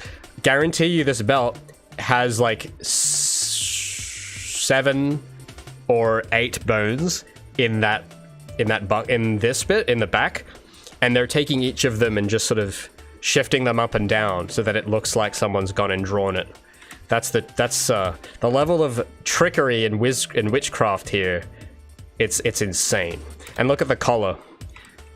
You can't do that with physics. You can't go in Unreal and just chuck on physics and get this. That's not how that works. Like, look at this. And I know that each of the collar is rigged up to multiple bones. They probably have a bone on the corner, one on the inside, and then one on like the rim. And then across the rim, they probably have like a chain of bones so they can move individually. That's probably what's going on, because I've looked at some of these, and that's why it looks good. And the cape on this dude, that's why I'm so happy that I didn't give Gabi loose-fitting clothes, because I would have had to put in way more work to get it to look good. So like, you know, the capes, the skirts, that type of thing, that's all hand-rigged, hand-keyed in this game. And it shows, like, it just looks good. Like, you see how the color, just like in a real anime, is just sort of swaying, and it's doing so in a very controlled, like, it's, you know, it's just, yeah. And it's not at a fixed frame rate either. That's the other reason why physics won't work. If you pay attention to his belt, see how he has this little, I'm pointing, you can't see my finger. You see how he has this little belt buckle here? And you'll notice that as I go through each frame, see how that was like 6 frames and he didn't move? And then in the next 5 frames he does move, because it isn't a fixed frame rate. Because real anime is not a fixed frame rate.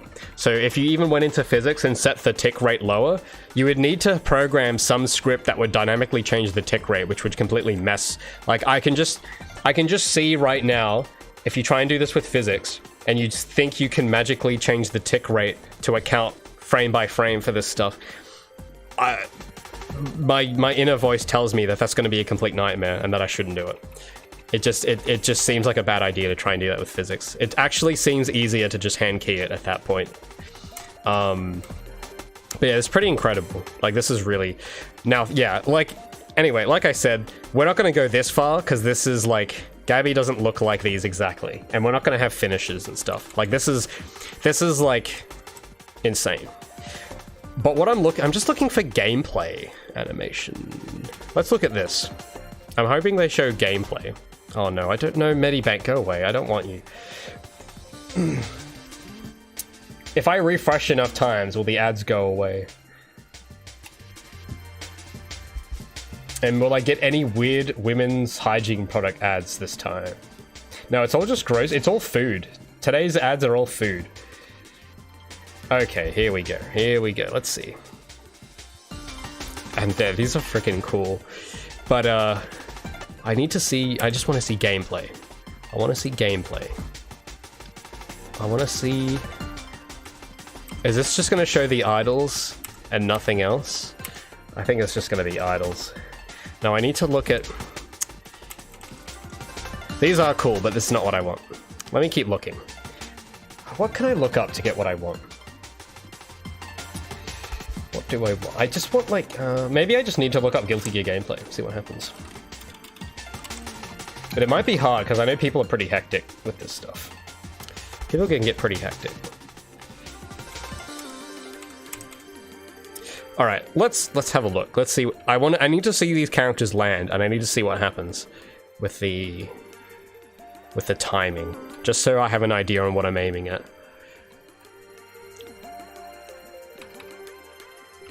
That's kind of cool. It's actually kind of stiff. When you look at it frame by frame, it's actually really stiff. Like, that is just one pose. And then he starts to, like, contract. Which is actually cool. This is actually... Might use that for something. But, does he land? Oh, he does. Let's see. It's gonna be a bit different to mine. 1, 2... So, okay. Because in my head, this is what I'm thinking. I'm making a shopping list in my head of the poses I need. So there's one... Because I think the one I'm starting to make is not... this might not be the pose I need. So let's... what I need feet touching the ground. I'm making a shopping list here. Feet, contact. So a frame... And it looks like... Because I had Gabi really stretched, and I'm starting to think maybe that's not what I want. Now, this is a bit different, of course, but I'm just going to watch a lot of these and see if I can notice a pattern with stuff. How they animate the rest, because I want to look at some other characters here as well in this clip. But when this guy lands, I don't know how many lands he has, but in this case, he's already got his knees bent, which actually might be a good idea. Because I know in gymnastics, you don't want to land straight, you want to land with your knees bent. So maybe, I'll make a note of that. Knees bent. This probably is not going to make any sense, but I understand what this means. How's the back? The back's kind of straight, I think. It looks pretty straight, but it's a bit, yeah, leaning forward, back forward. I'm just going to make some notes. And then the next frame, I'll just label these. knee contact. So we're not going to do this exactly. I'm just making notes of like what his body is doing per frame. Like, what I don't want is I don't want it, like, because here's what I see here, right? So Gabi's version of this is going to be her with her hands and the Iron Man pose. That's going to be, but that happens at frame 2. So it has to be the second one. What you wouldn't want is having that pose straight away. That would be wrong. So I'm just making notes of like trying to create like analogs. It looks like they actually do repeat a pose. They do this pose, and then they actually do that pose again. I think. Let me just look at it. Looks like the same pose.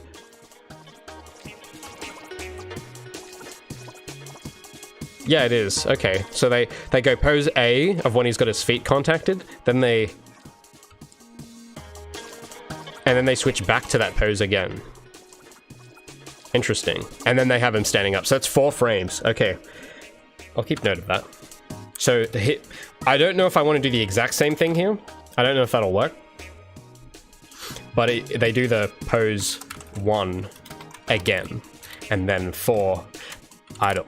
So another thing I'm getting from this, I don't know how much of this will make any sense, but I'm just doing a live feed of what my brain is thinking right now when I look at this stuff, is that I'm paying attention to what needs to happen at each frame. Because I know a good guide, I know that there's a lot of rules on how long an animation should last and all that, and I'm just kind of looking at, well, how many frames do their LAN animations last? Because I know for a fighting game, you don't want the character lagging behind you.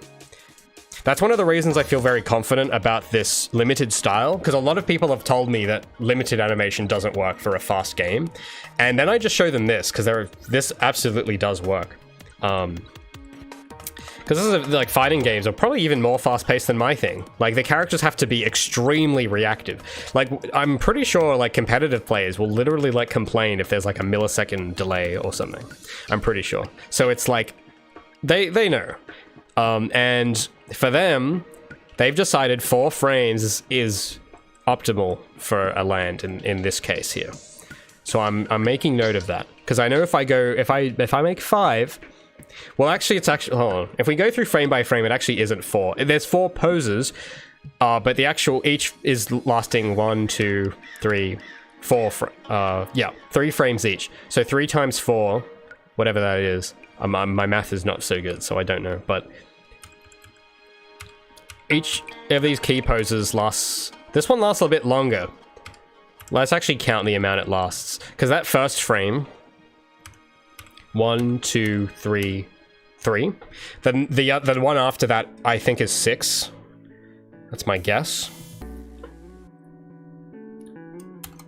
3 frames. I'll make a note of that. So I'm just making these little mental notes here. Oh, I went back too far. And then, once I finish note-taking here, we'll look at another character and see if there's any things in common. Because there's a pattern with this stuff. 1, 2, 3, 4, 5, 6, 5. Close enough. But it's at the games... I think this might be at 30 frames a second, this video. And then the next one, 1, 2, 3, 4. That's 4. So they go back to, yeah. And then back to the idle. Alright. So let's see if there's, let's pay attention here and see if we spot any other characters jumping and landing. I'm just trying to look for patterns. Because yeah, it won't be enough to just look at one character, I gotta look at some more. But once I start picking up on patterns, I'll know what to do. So is he fighting a bot? Because this character is not really doing much. So I think it's just going to be him moving the whole time. Let's find another clip. I need a different character. Let's look at... Oh, this is just comparisons? No. I want to see gameplay. Is there any like I don't want all instant kills. Super moves? No. I don't want... everyone's just going to play that guy. I don't want him. I don't want him.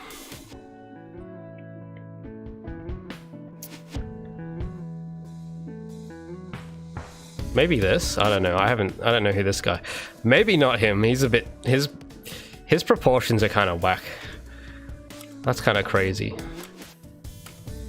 These are all just...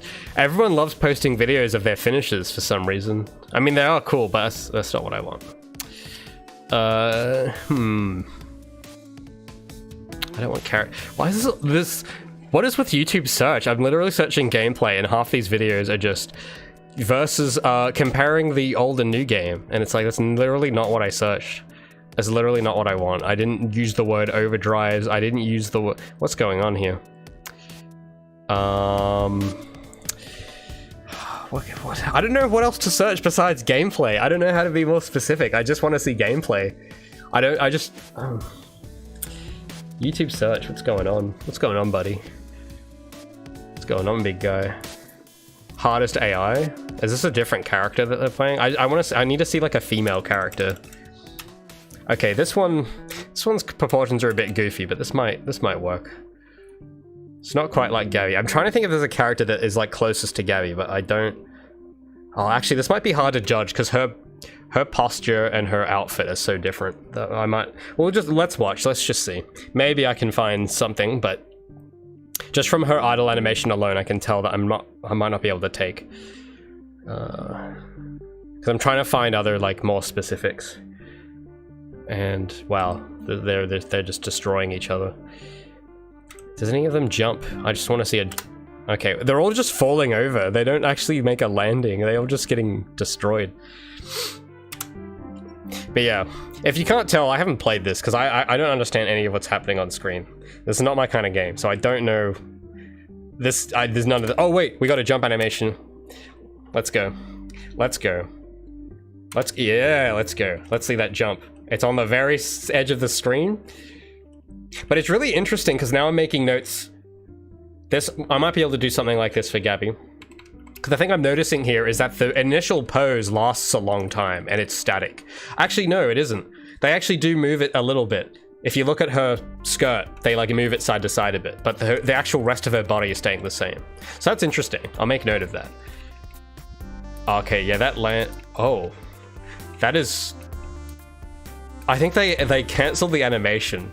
Whoever's landing, that's not a landing, it just goes straight to the idol. Okay, he must have done some like animation cancel or something.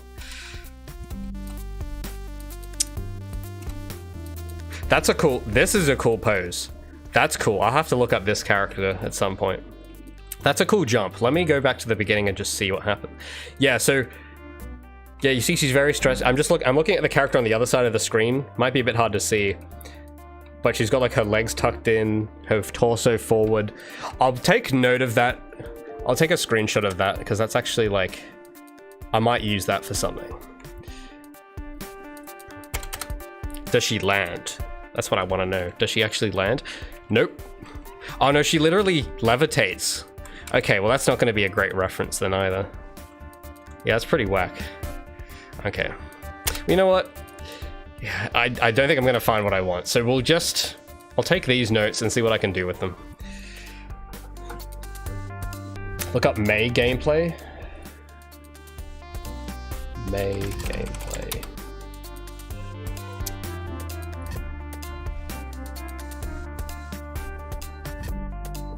Let's have a look.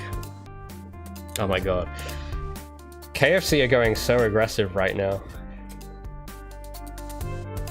And Grammarly too. It's crazy out there. Oh, this is not Guilty Gear. Wait a second. The animations look too smooth.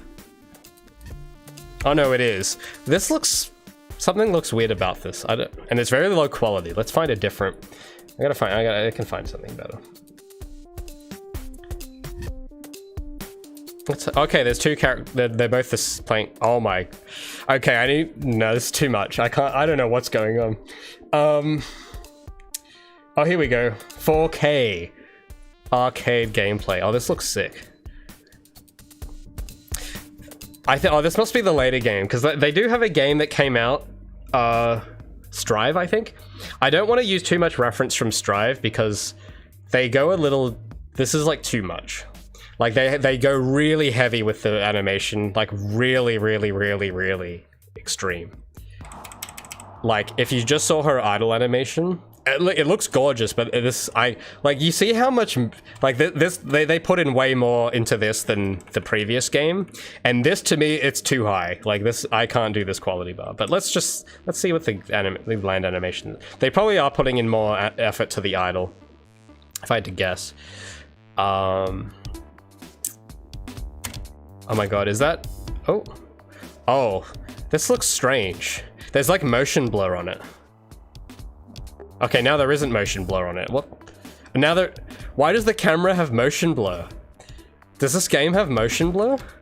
That looks so strange. Alright, sorry, I was just distracted by the motion blur. I was not paying attention.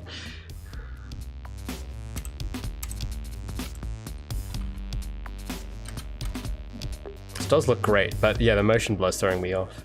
The typeface looks sick. Any jump? But even that's kind of what I mean. I didn't mean to pause here, but this is what I mean with this style, is that no matter where you pause it, the characters look so cool because each pose is like hand done. Like look how freaking cool this kick pose is. That's awesome. Anyway, sorry. Oh wait, what was that? Hold on. I want to see this. Did this guy just do a? Oh, that's the animation we were doing last week. He's doing the flip pose. Let's go. I want to see. I want to see that. I want to see a slow of that. Oh. But he doesn't twist all the way around.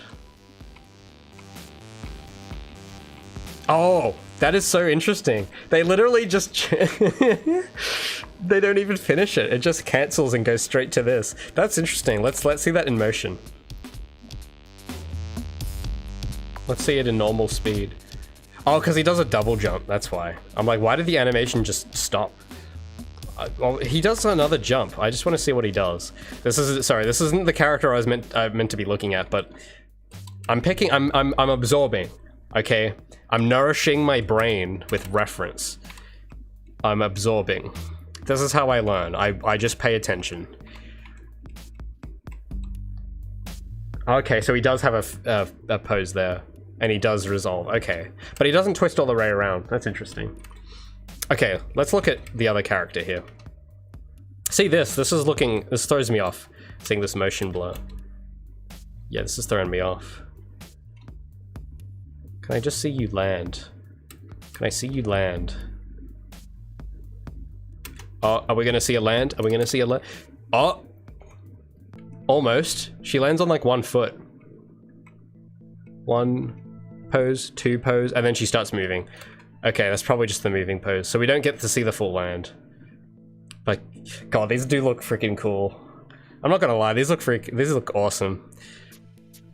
But, oh, hey, actually, hey, that's kind of the pose I was doing. So maybe we can use that for something. Let's see what she does. Please don't animation cancel. Oh, that's really short. Wow. Okay, well, actually, this might come in handy for Gabi's soft landing.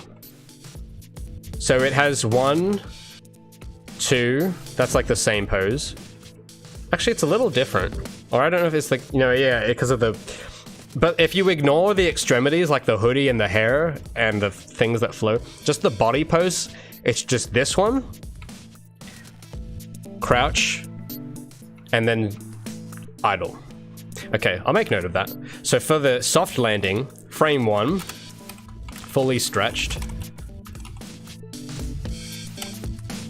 Feet contact. Oh, sorry, I put this. Yeah. So that is how many frames is that?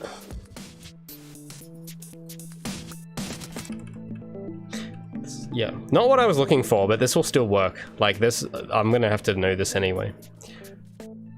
1, 2, 3, 4. Well, I guess it's just at the amount of time it takes for her to reach the floor, so it doesn't really matter how many frames it is. 1, 2, 3 frames.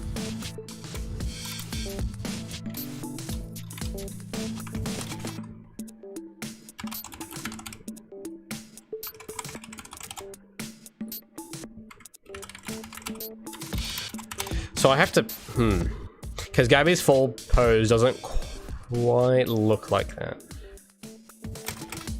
And then this, yeah, 3 idle. All right, that's.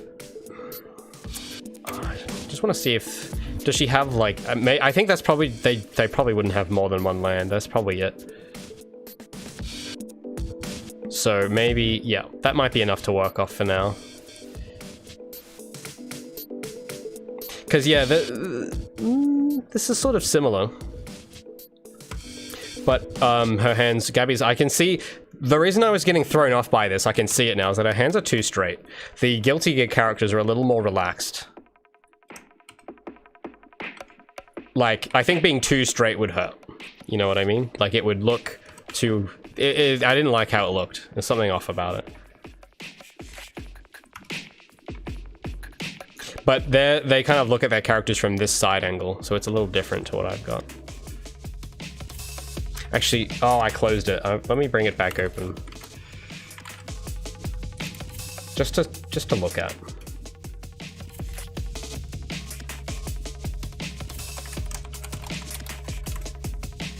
Oh, I've lost you guys. One moment. There you are.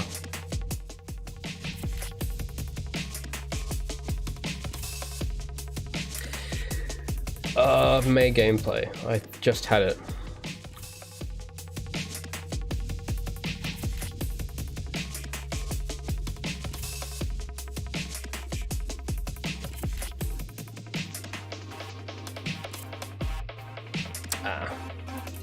I've lost it now. Oh no, I think I did find it. Or did I? Oh, I gotta skip through all the ads. Oh no, it's not the same video. It'll do. Or not. Damn it. I lost it. I hit the X to not minimize. Oh well. I'll just go from memory, because it's gonna take me ages to find that again. But I do remember the torso was not as... It's not as stretched. And the feet were sort of doing this. Similar.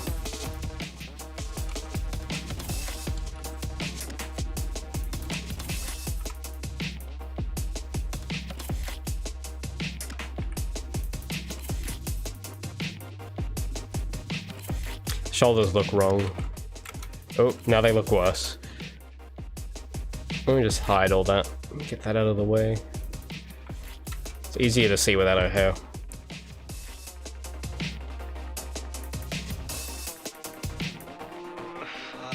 Need those tweak bones.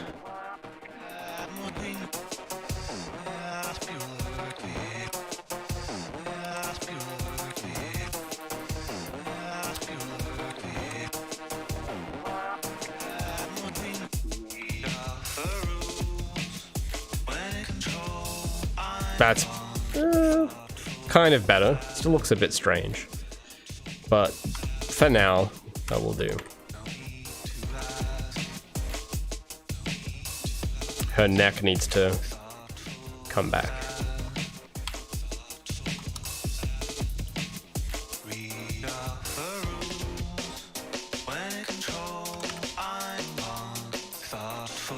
Okay, that's okay. Oh, wrong key. Oh, did I do that on the wrong keyframe again? I did, it looks like.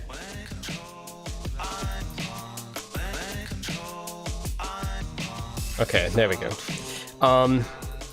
Now, for the other dude, I don't know his name, but the big guy, he, in his second, yeah, hold on, let me look at this. So we'll start it from here. The second frame, he was a bit like that, and then it kind of, I need one where she's like getting back up. But this one's a bit different than the Guilty Gear ones, because this, you need more frames to go from this pose to an idle. Because this is a bit of a heavier land. Like, this is a really heavy land. So this is going to be a little different. So I'm going to have to maybe add an extra, like, frame where they wouldn't have one. Of her, like, getting up.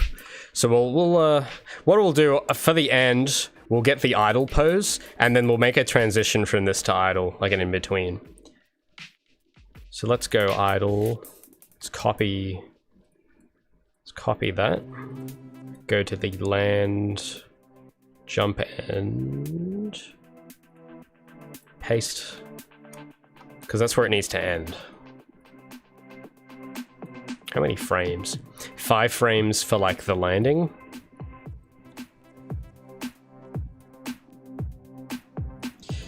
And then the next frame is like 4. I'll go 3. We'll go 3 frames.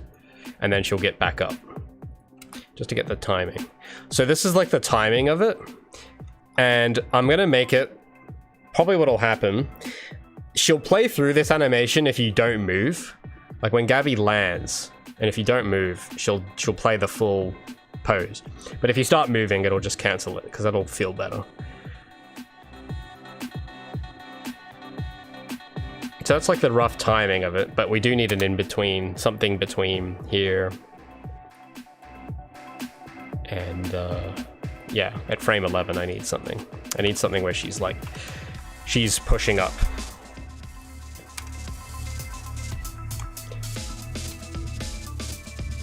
How would you get up from this pose? I'm trying to think how you get up. You would unfold the leg that's bent.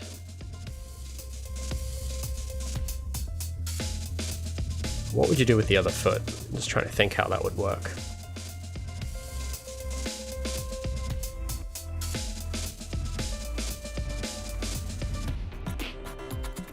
I have an idea. Would you lift that leg? Would that be what would happen? Let me look up, because I kind of like was basing this off like Iron Man, this one. Iron Man pose. Pretty sure that's like a meme, right? The Iron Man pose. Oh my goodness. Why is it? It's all just health insurance today. No, go away. Alright, let's look at Mr. Stark. See, this is literally me in Blender right now. I'm basically Tony Stark, guys. This is me building Gabi. I sit here and listen to vinyl records, and I'm just vibing. And then it all goes wrong. See, this is literally me, guys, okay? I'm literally Tony Stark right now. See how he's struggling, just like me. Oh, does he? He doesn't stand up from this pose, does he? And this is actually different. No, this is not the same pose. Gabi's way more... It's different. It's similar, but it's different. But he doesn't stand up after this. He just gets completely totaled. Yeah, so we gotta find another clip of him doing that pose where he actually stands up. If that exists. I just need to see it. I think he does it here, right? Surely. I'm pretty sure he would... Yeah. Thank you so much, Coesta, for the $5 dues. There's a video with all the character animations. Look up GGST all animations. Okay.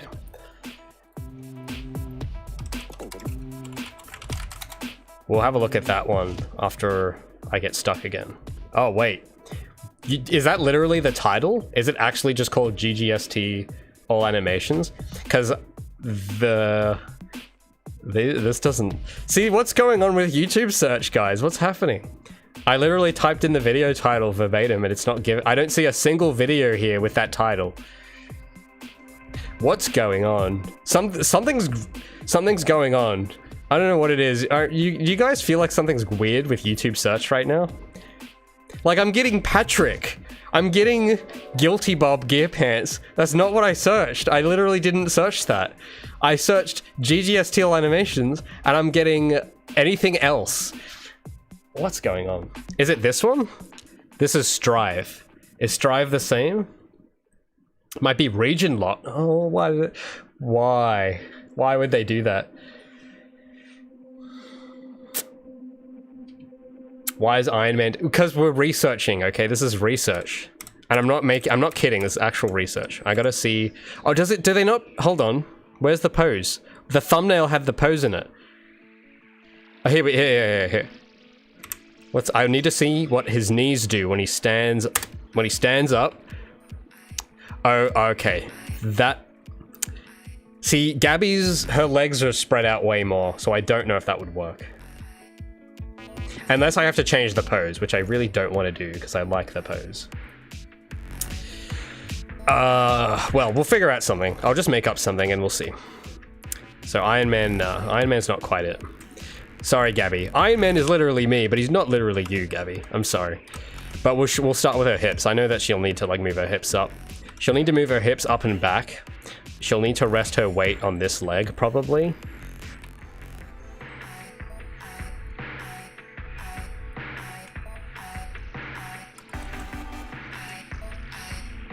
But this, I don't know what she's going to do with that leg, but I'll let Future Ray solve that problem. I think she'll like slide it inwards. That's what I think she would do, but I don't know. We'll have to see.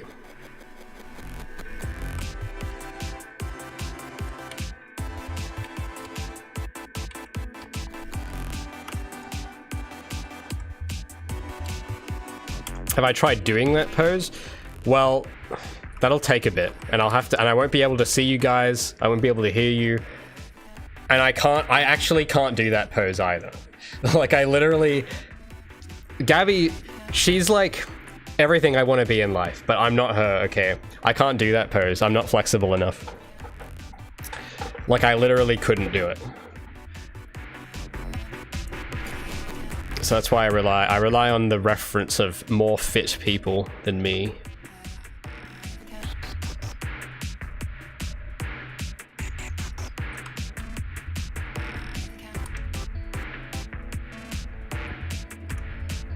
Because yeah, you see Gabi, she's got her life sorted. She spends all day doing parkour. Me, I don't do that. I spend all day sitting down. So I'm not at this level. I'd make a terrible reference. I'm very not in shape.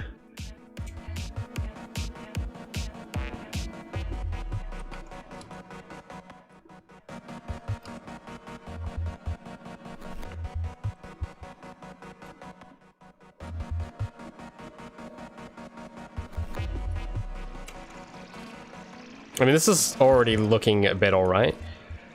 Yeah, she would slide that leg. But her center of gravity is very not...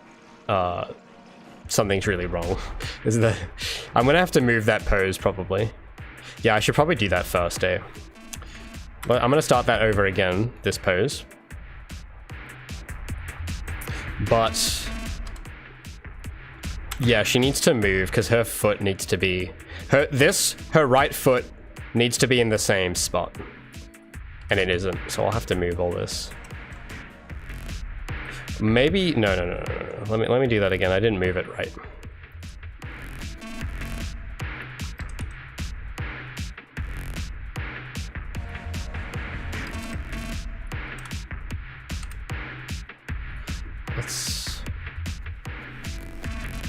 I'm gonna move it more to the side.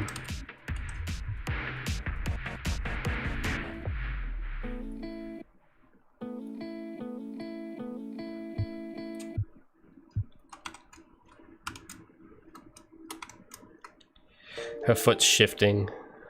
It's irritating me. Whoa. Because yeah, what should happen... It's like, it's very close. It's close.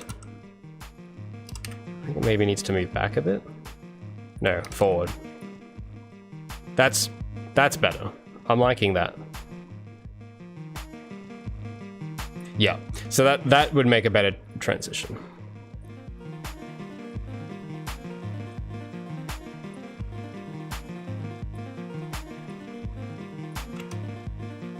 See, yeah, that looks a bit nicer.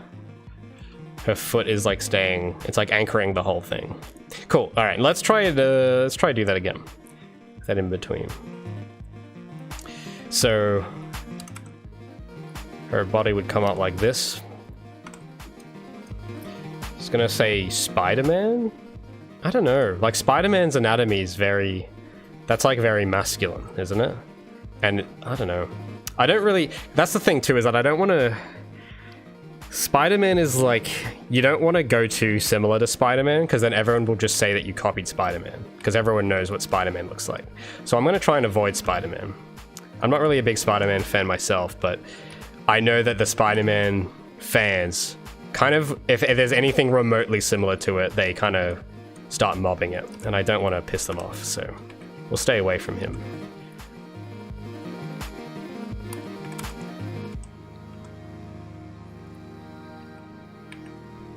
Don't want to anger we don't want to anger the Marvel fans. I say as I look at Iron Man, but this isn't really the same as Iron Man. It turns out Iron Man's quite... Yeah, I thought it was a similar pose, but it's actually a very different pose. So, we'll have to work with Gabi's strengths here.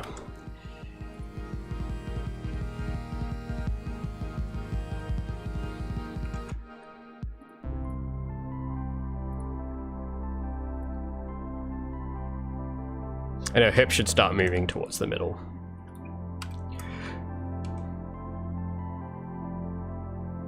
Yeah, this is starting to feel, except the leg.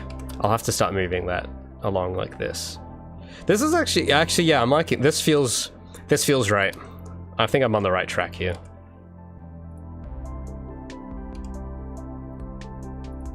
I know the hands look kind of whack, but we'll get to that.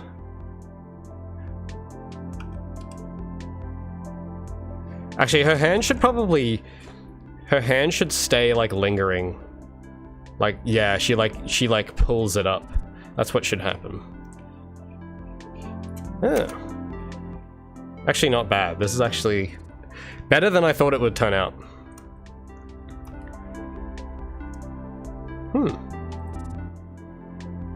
Very rough, but it's like, I'm just looking at key poses mainly. It'll really depend on how it actually looks in game, probably. I'm not happy about the beginning though. That looks kind of strange. I'll start the animation at frame 3. It's just the falling. I'm gonna have to look more at the falling animation, I think. Because a lot of this will kind of depend on the falling pose, which I haven't really settled on fully.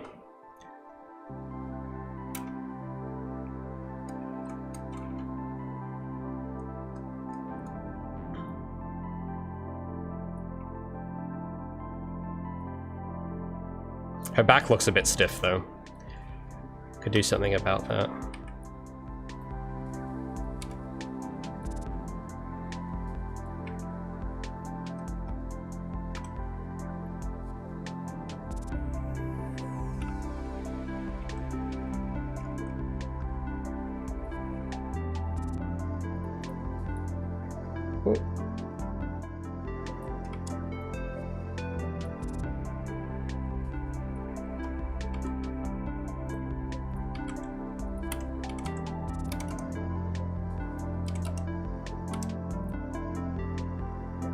Just trying to pay attention to her knees as well, if they aren't doing anything weird.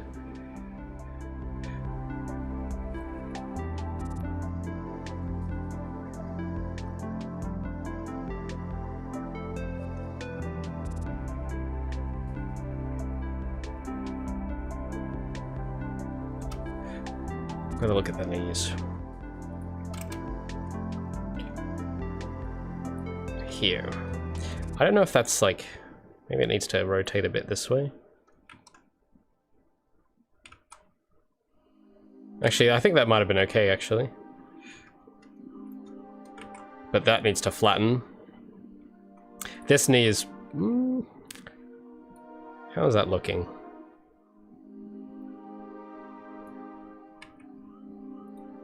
Maybe more like that. Yeah, it needs to... Looks a little goofy. There we go.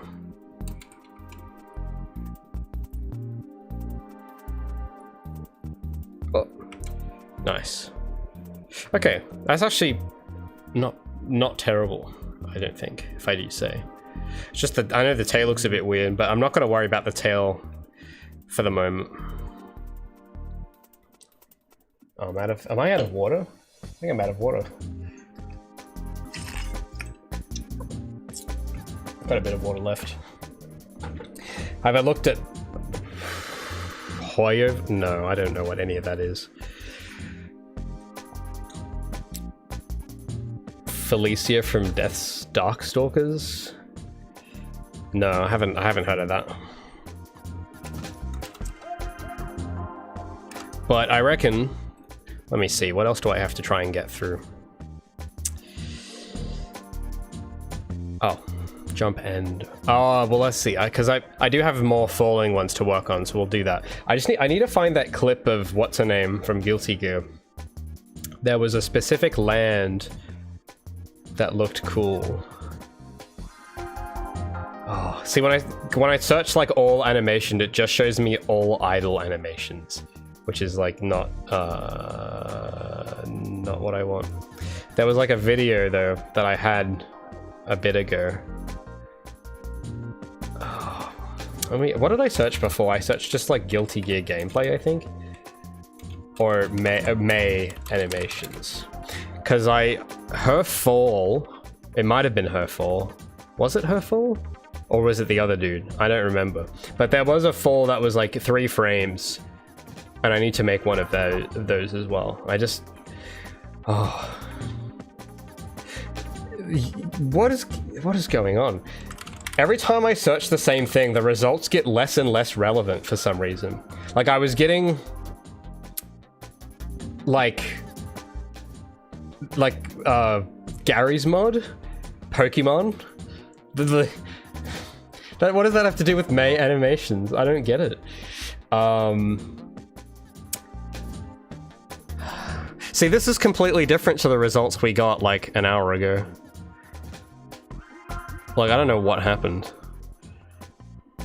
It's like every time I use search, it just deteriorates and gets worse. I don't know what's going on. But I just, maybe May gameplay? Maybe that's what I searched.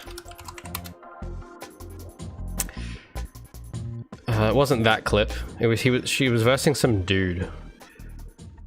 Was it? No, it wasn't him. But well, screw it. This might work. Oh no, Grammarly. I know how to spell. Go away. All right. Let's have. I need to look at her full animation again. If it shows. If this person does it.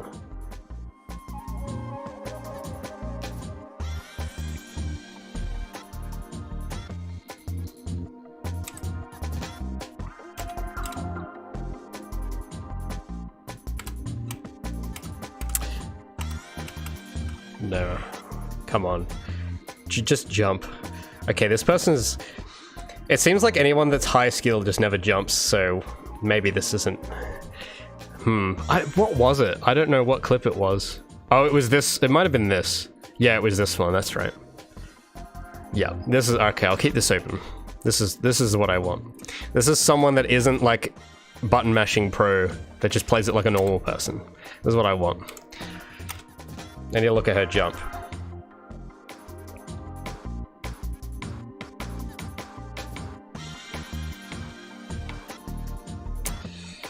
Oh! Did I get a jump? Did I get a jump?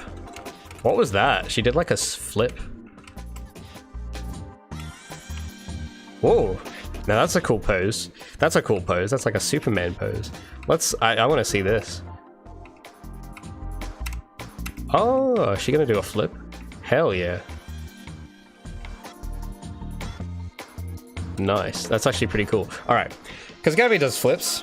So this actually, this land might actually be relevant. Maybe. Oh! Okay, this is a different land animation to what we saw before. Interesting. Because Gabi needs something like that. When she's moving and... Because this is sort of similar, because this is not from a high distance, this is just from a meter up in the air. And Gabi does need... I was like thinking, because I think her doing this while idle, I know it's so quick, it's like imperceptible, but her doing like a full-on this when jumping on the ground is a bit too much. But when moving, maybe that's what I need. Maybe, yeah, like that. I'll keep this open. This is good. All right. Because I do have Gabi's poses. It's not the same. It's similar.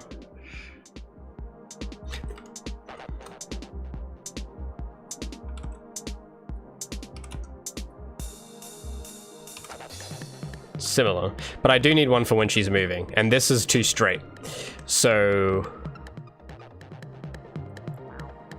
but where, let me think more carefully actually, because this is like a fall, not really a jump.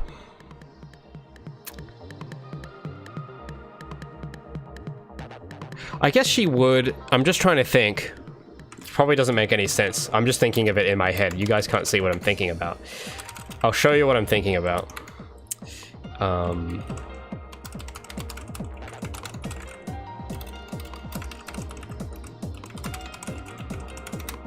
thinking about her fall animation, because this actually does kind of depend on her fall animation. Because at the moment it's just a static pose with her legs tucked in, which I think looks cool, but I think that might not work for the full thing. We'll go back to... I need a lot of distance. Because what I'm thinking, because at the moment, just pretend that it's the new Gabi for a minute. Because she has a full animation where she's got her arms out and her legs tucked in. But I think what should probably happen, if I think about it, is that if she stays in that one pose the entire fall, it might look weird. So maybe that should be, like maybe when she's ascending, it has one pose. Like when she's going up, when there's thrust, it plays one pose. And then when she starts falling, it plays another one, a different pose. And maybe the pose she plays when she's falling, she's more straightened and less contracted. Because at the moment, just pretend for a second, okay? I know this is the old model, but just pretend that it's like the new one. She'll have her legs tucked in when she's going up, and then maybe as she starts falling, would it make sense for her to keep her legs tucked in if she's falling? I'm not sure. I think it would look weird if it was just a static pose, though. It does need to change. So maybe by the time she reaches the ground, she's gonna be going down. So maybe she'll have her legs fully extended. She'll like have her arms up like that. And that would make sense for that kind of fall. Yeah, okay. I just needed to play that scenario out in my head first. Okay, let's move on to the... this is like a very heavy land. Let's do a more regular land, like for when she's moving. Because yeah, this is the pose. This is what I mean. So this is the pose she plays when like she starts jumping, but for her to be falling down, like not up, maybe up in this pose, but then down, for her to, that pose to kind of stay like that, I think would look not good. Now that I think about it. So she needs to have another pose for like falling. So maybe we'll just, we might just make that pose first and then work from there. Probably be a better idea. So I'll copy, because that one we had just now is sort of similar. This pose is not exactly this, but something similar. So I'll copy this as a starting point. Make a new, we'll call this jump. Oh wait, did I just copy that whole animation? Okay, I just copied the whole thing. Excuse me. So we'll call this, what do I want to name this? Falling? Jump? No, there's meant to be a name for this. Jump, moving, loop. Oh, I've already got one for that. Do I? Oh no, that's this. No, this, well, I need two then. So this will be like a jump, loop, moving, ascend. Or maybe instead of loop, we'll just call this ascend, because loop is kind of superfluous. Where did I just put that new animation? Where did that just go? I think I've just lost it. Where did you go?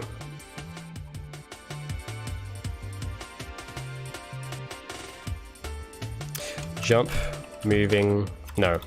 Jump, descend, moving. I think that's what it was. Yeah. Oh no, I didn't mean to copy it. Go back. Yep. All right.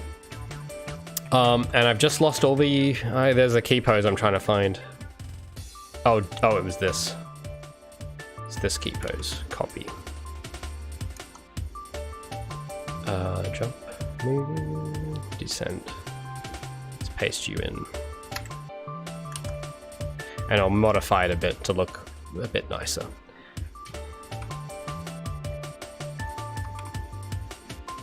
A bit more casual.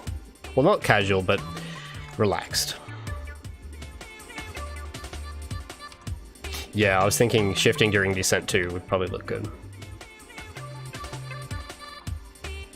Striker says you were looking for Sonic Generations animations and it gave you Roblox. Yeah, I mean, see, it's not just me then. YouTube search be do acting weird. And I think on the Discord we were talking, on the members Discord, we were talking about this, about what's going on. A lot of people say it's AI, but literally that's true in a different sense. But this is more just like, it's straight up just not giving me what I want. Like, it's not that it's giving me AI generated stuff. It's just that it's just not giving me what I asked for. Like, that's AI is sort of a compounding problem on top of that, I think, but this is like something else that I don't think has anything to do with AI. It's just for whatever reason, it's like you search an exact keyword and it just goes, no, I'm not going to give you that. And it gives you like a, what was it giving me before? SpongeBob. We're going to give you, you're going to say Guilty Gear? Oh, you mean SpongeBob? Yeah, that's what I meant. And then it gives me SpongeBob. So I don't know if that's not an AI. I don't know how that's an AI thing. I mean, there's a different problem there. But that's just straight up the algorithm. Like, I don't know what's going on. It's just the search algorithm is just trolling me. Trolling all of us. Maybe Google's just, I don't know. Maybe they're trying to pull this big prank. I don't know what they're doing. But no, I remember it was much easier to find reference like 4 years ago. When I was doing her first model, it was so much easier to find stuff. I don't know what happened.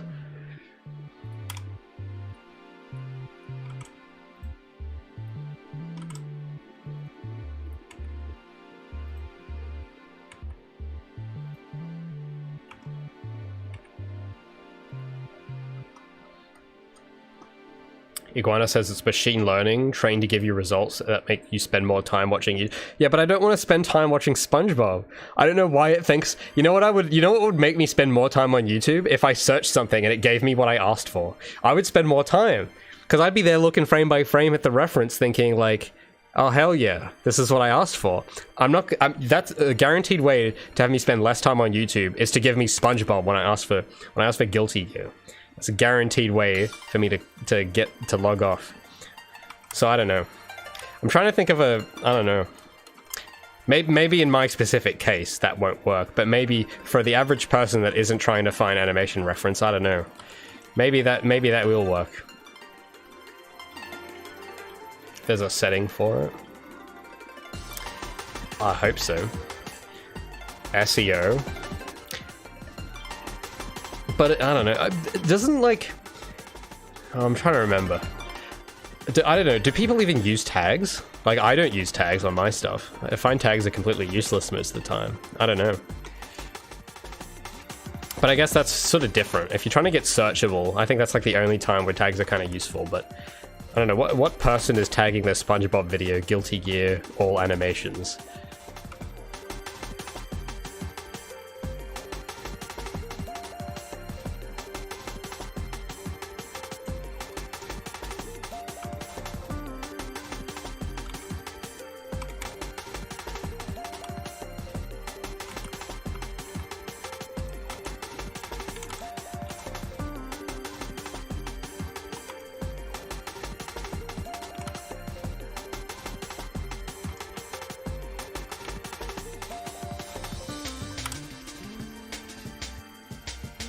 Trying to guess what it thinks you want.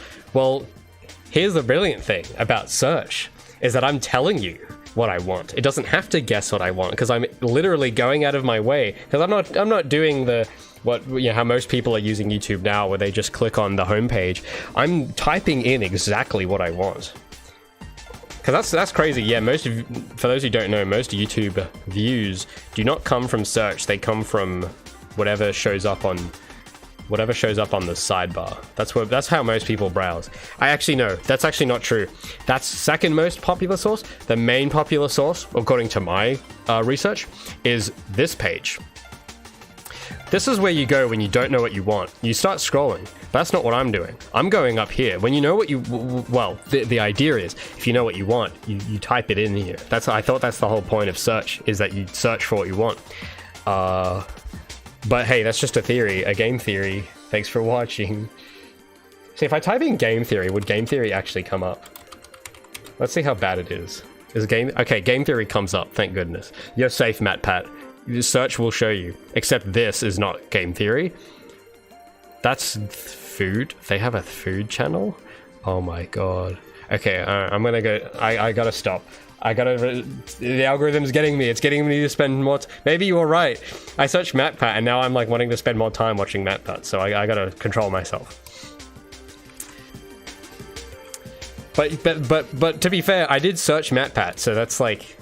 Imagine if instead of searching MatPat, like I searched MatPat and it showed me like, I don't know, someone that isn't MatPat. If I searched up, I don't know any other YouTubers besides him. If I searched up my name, or like, let's say I search up MatPat and it comes up with me. Like that's how you guarantee less watch time. Because no one, if you're gonna look for MatPat, you're not gonna want to watch me. You know, that's just the truth. Okay, so I don't know what YouTube search is thinking, but it was literally 2 years ago, 3 years ago, it was actually perfect. It was fine. I don't know why they gotta go changing stuff. It worked fine.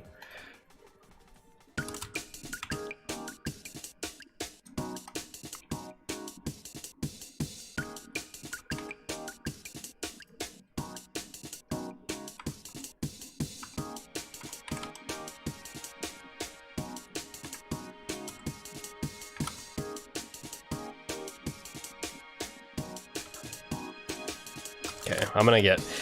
Is that a good full? Is that a good full pose? I don't know. I probably won't be able to tell until I see it in the game. So I'm just gonna. I'm gonna have that as the full pose for now. But I think honestly. I don't think I have to see it in action to like tell. So I'm just gonna leave it like that for the moment, and we'll fix it up later. Actually, well, let's just look at it without the bones. Is that a good fall? No, her arms are forward too much. Let me move the arms and then that'll be a good fall.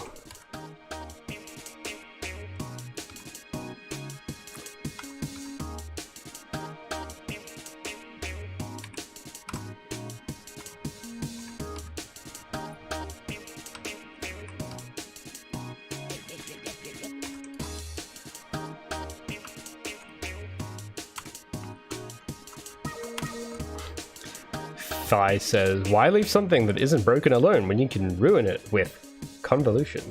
Yeah, that's probably, I reckon that's exactly what they said at their last, whatever meeting they do for this stuff.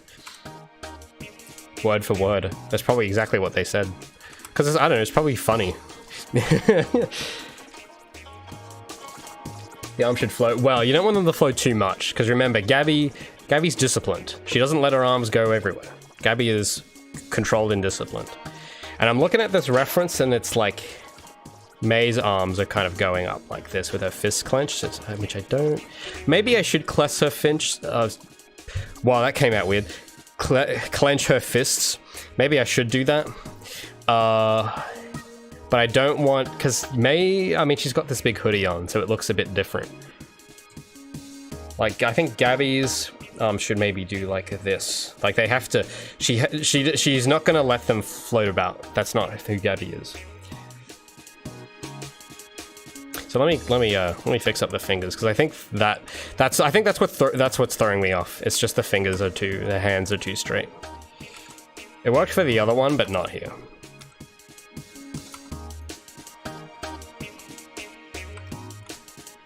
And why is it acting weird?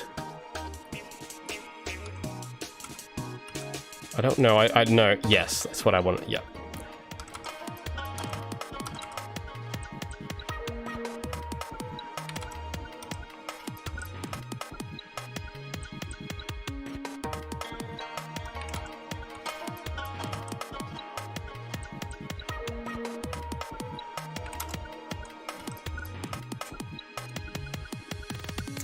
It's this. I hate doing it at this angle, but I don't want to move the hand yet, so I'll deal with it.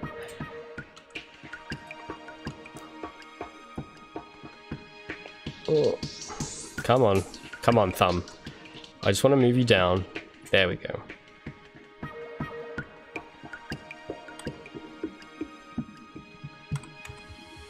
Yeah, so in May's animation, it's like this, but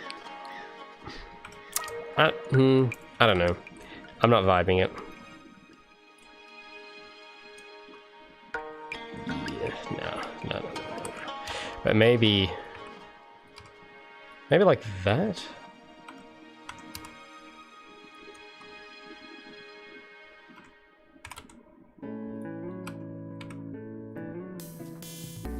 Okay, that'll do. I'm when I see it in game, I'll know. I can't visualize this yet. I'll just stick with this for now. There's a starting point. And we'll use this for the moment for our next trick, which will be the next her on the ground, sort of setting on the ground.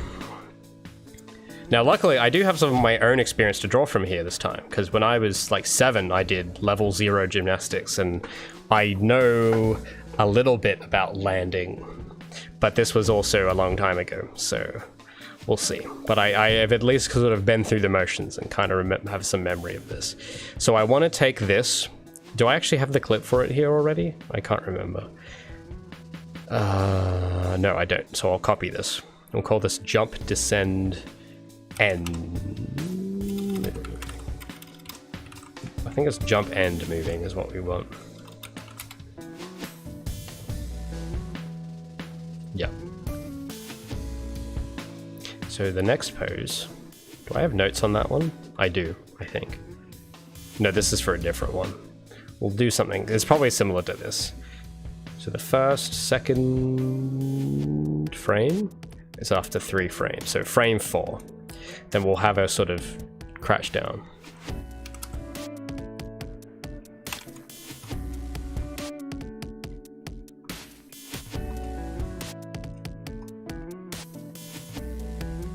Well, you guys got some game theories in chat about YouTube.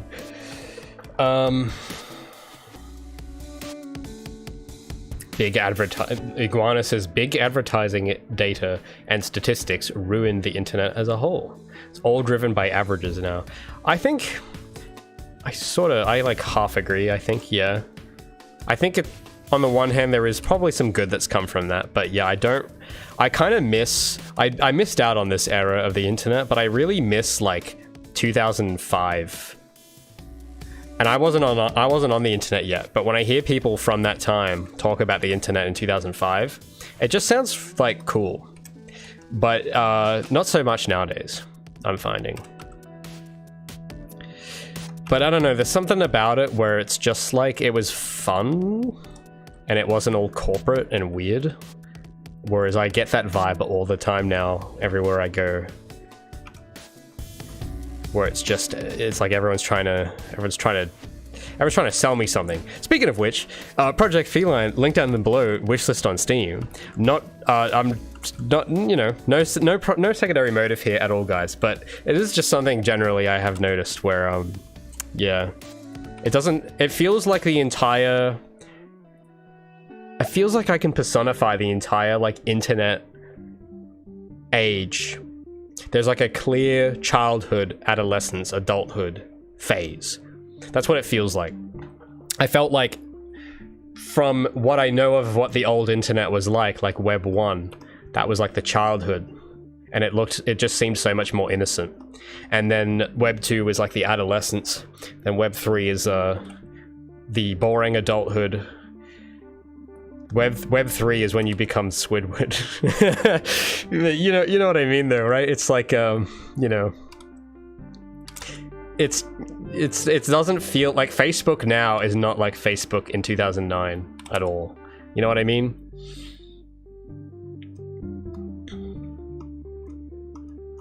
Okay, well, maybe look, I wasn't online in 2005, so maybe I have a rose-tinted view on what 2005 internet was like. What I'm picturing with 2005 internet is ABC Kids flash games, playing the Lilo and Stitch flash game on Newgrounds. That's what I'm picturing in my head, or playing Teletubbies. That's my mental image of the web in 2005. But there was something about it that's a lot more personal, less brand, less Mr. Beat, you know, less that, right? In fact, I stumbled across this website recently that just took me back in time. I'll see if I can find it. It's so very 2010. Like, you click on this website, and you literally, my entire surroundings started flashing before my eyes, and it was 2010. And it's Philip Pullman's website. Because I read one of his books recently, and I was looking him up and saw that he had, like, on his Twitter, it had this linked in the bio.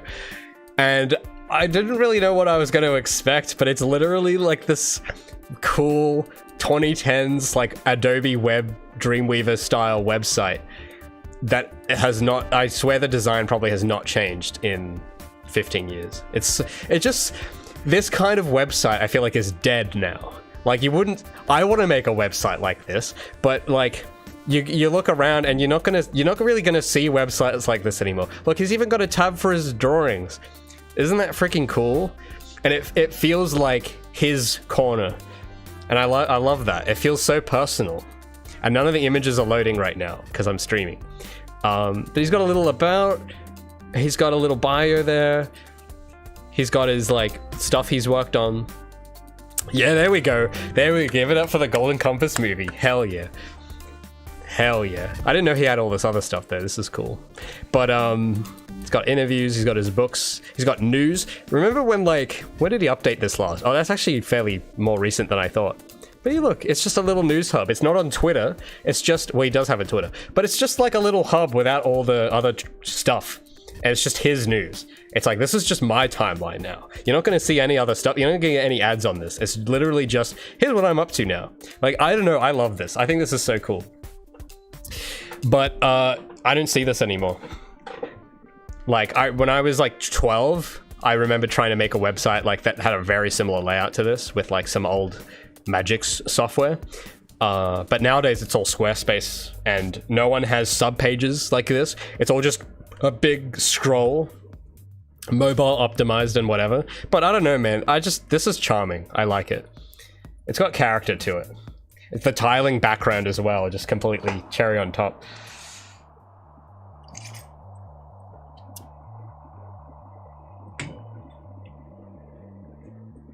Well, yeah, it's creative. Yeah, you got it.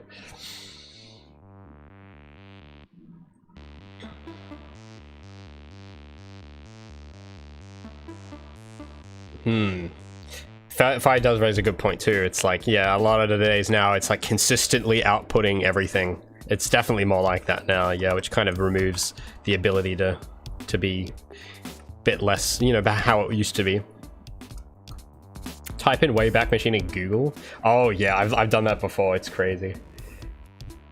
I actually, there's something I want to check out when I get time. I've wanted to do this for a while, but it's probably going to take time and I have bigger priorities. But if I had all the time in the world, I would check out NeoCities and try and make a website on it, because it's like, I don't know what it is, but it's you go to the homepage and it's just a bunch of people with their, it's like the YouTube home feed, but instead of videos, it's like people's websites, and they're all like these very retro looking 90s websites, and they look so cool, and it's like, oh my god, I would so do this.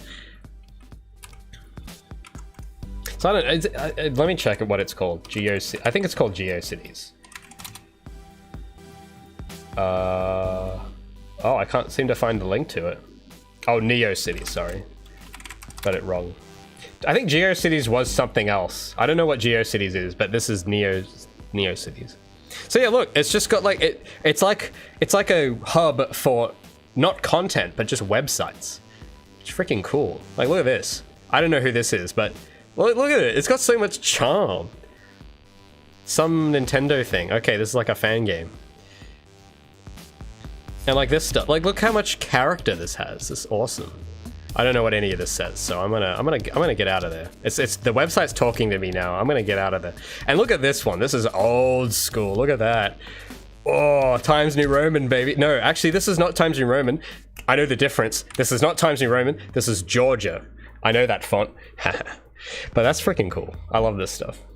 But unfortunately, nowadays you have to have big the big images, not any text, and it's just basically links to your other socials. That's what websites are today.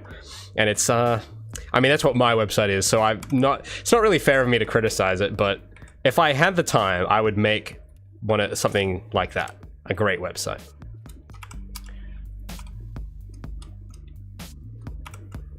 They are cute, yeah. They're very cute.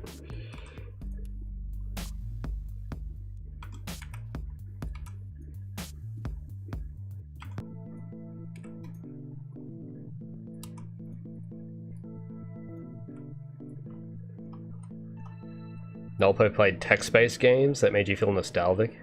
I didn't really get into text-based games, but I kind of wish I could appreciate them because they do sound cool. I just don't. I don't know. I'm just not a text-based guy. I don't know what to tell you, but it sounds cool. But yeah, there's like an era. You know, man, I really wish you could just kind of like booting up an old game. I wish you could just boot up the old internet from like 15 years ago and just sort of look around. I know web archives. It's the closest thing we have, but it's not really the same because you know that you're looking at it through an archive. I don't know.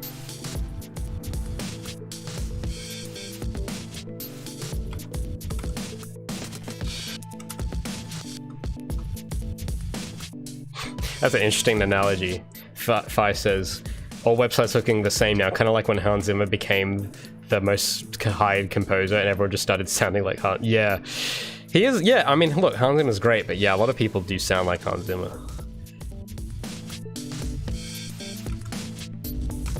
Yeah, I feel you. I get you. I'm noticing, yeah, I think her hips are too high. I gotta move this. I gotta move all this.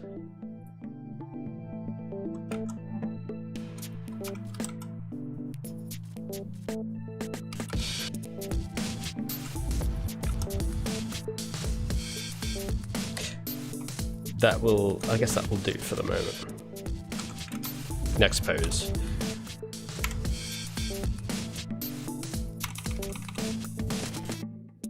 Yeah, so this next one in their animation, it's like really crouched down, which this might be a bit easier to do because she's not going to have all her legs spread out as much, so it'll be easier to recover, to idle. So we'll get her feet, we'll put them like in the default spot. Oh, wait, I don't want to, no, I didn't mean to move her leg like that. But yeah, wow, they crouch them really low. But because it's so quick, you kind of have to exaggerate it. I don't know, yeah, it's like one of the principles is that if you have like a frame that's very quick, you have to really play it up for it to be noticed. It's an interesting little rule.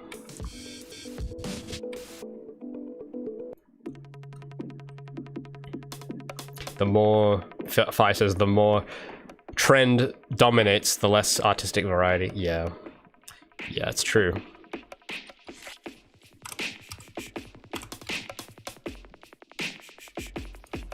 I also kind of miss culturally. There's been like the culture as well has just shifted so much. Because I do miss, I've been thinking a lot lately about like the pre-internet era. Because a lot of people today are talking about how Gen Alpha is doomed. And that type of stuff, that's like a bit of a hot topic right now. And a lot of people are kind of making reference to how like Gen Z is the last generation of people that will experience pre-internet life. And yeah, that kind of is true. And it's got me thinking about like, I'm trying to like remember and hold on to the last memories of that I have. Because it's gonna soon will disappear. And by soon, I mean historically, like 100 years, which is a long time for us, but in history, it's not very long at all. It is very soon. So it's, because yeah, when the internet was like new, I remember, I don't know, maybe it's because I was younger, so I probably didn't get it. But I felt like generally there was less of this culture of being constantly surveilled type thing, where I see like teenagers complain about this a lot. You know, like that meme where it's like the worst you can say is no. That used to be true, right? But now the worst you can do is like post your text on Reddit, on the r/cringe Reddit, which didn't really used to be a factor 20 years ago. And it's like, that's sort of what I mean. It's like that kind of stuff where it's like everything matters now. You can't be insignificant anymore, really. Like everything you do will be seen. And I think that stress has induced this state of like mass hysteria to a degree when you look at when you like meet people that like trying to do social, like me, you know, I'm doing social media, but I wouldn't be lying. I'd be lying if I didn't say you know, there's some anxiety to it, right? Because you know that everything you do and say all the time is going to be monitored and judged by someone. And I think previous generations of people didn't have to deal with that. And now it's the case where for a while it was just influencers like Smosh that had to deal with it in like the early 2010s. But then as things kind of, as it became easier to get a following on things, when TikTok came around and stuff, I feel like now that's like a thing everyone has to worry about, not just the big people. Like that's what we would call, you know, public relations branding. But it seems like now even individuals have to like watch themselves. You know what I mean? And there's a degree to which that's probably a good thing, but there's also just the anxiety. I think a lot of people have a tough time handling it, and I kind of feel bad. I know I've had a bit of a rough time with it myself, but like, imagine you do something at a gas station and you get filmed. Like, there's like those videos of people at the gym, and they're in the background, and the TikTok gets like 1 million views, and the guy's just like looks into the camera, and then people think he's being weird or something, like that kind of stuff. Like, people didn't used to have to worry about that 20 years ago. Like, that was like such a distant thought. And it's kind of terrifying now. And, yeah. I don't know if there's a name for that sort of thing, but you know what I mean. It's like that kind of stuff.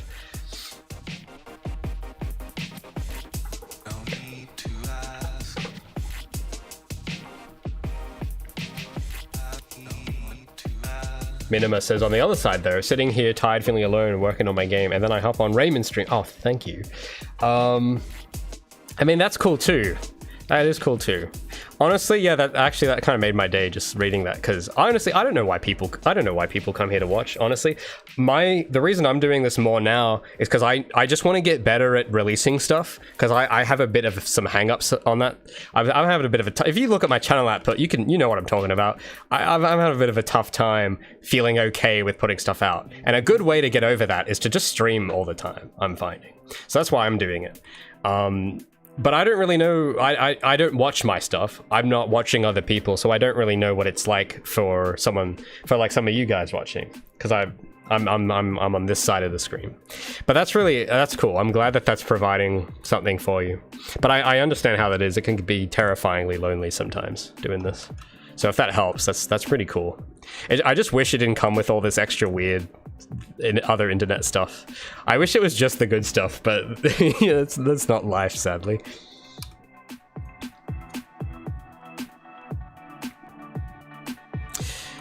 Okay, I need to add some asymmetry to this.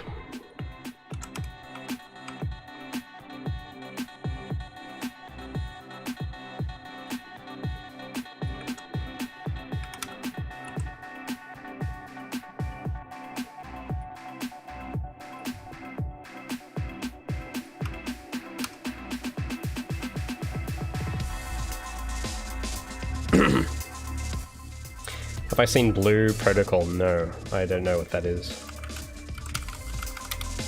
Blue Protocol. This looks like Genshin Impact. That's just my first thought. The environments look interesting, but the character models have a very Genshin Impact vibe. I don't know. I guess I'll have to see it in motion.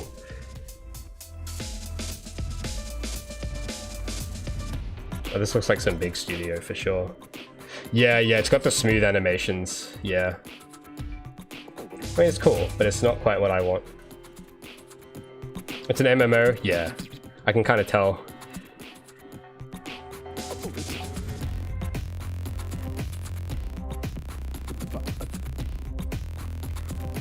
Alright. I just gotta think about what I want her legs doing. Because I'm looking at the reference I'm looking at here. That I don't quite know if that's what I want. I don't quite know if that's what I want. Because Gabi, no. I know what I want now. I know what I want. Let me put this back.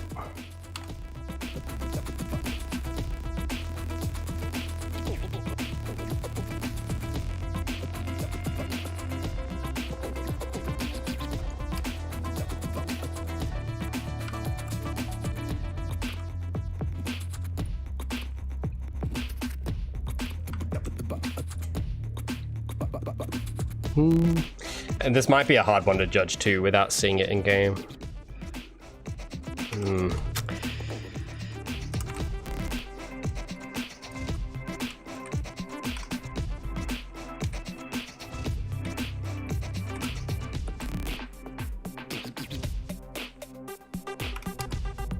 Yeah, this is a tough one to judge, actually. I'll leave her arms like this. Sort of like that. But this is gonna be hard to judge without like seeing it in motion.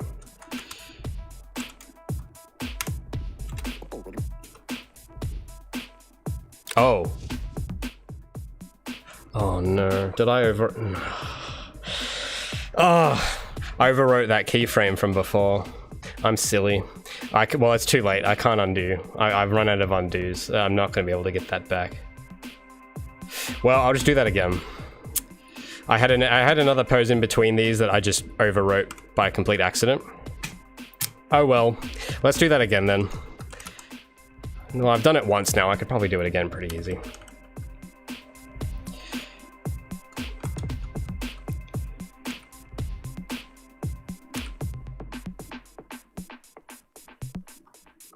No, I don't think it'd be, because I've got the, no, I don't want to try and merge some old, no, I don't think auto saves will work. I just have a bad feeling about it. Because the pose I did end up getting, I like this, but no, because there's not going to be a version that has both of those. So I'll just recreate this one.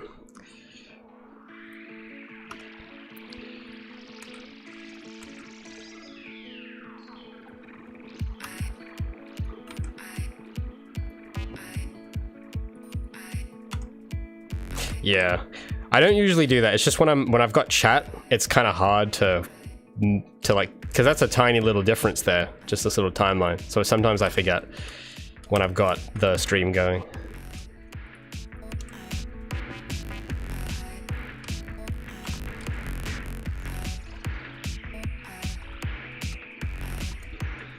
Oh yeah, fake. I hate the fake user system, but that's what we get. So yeah.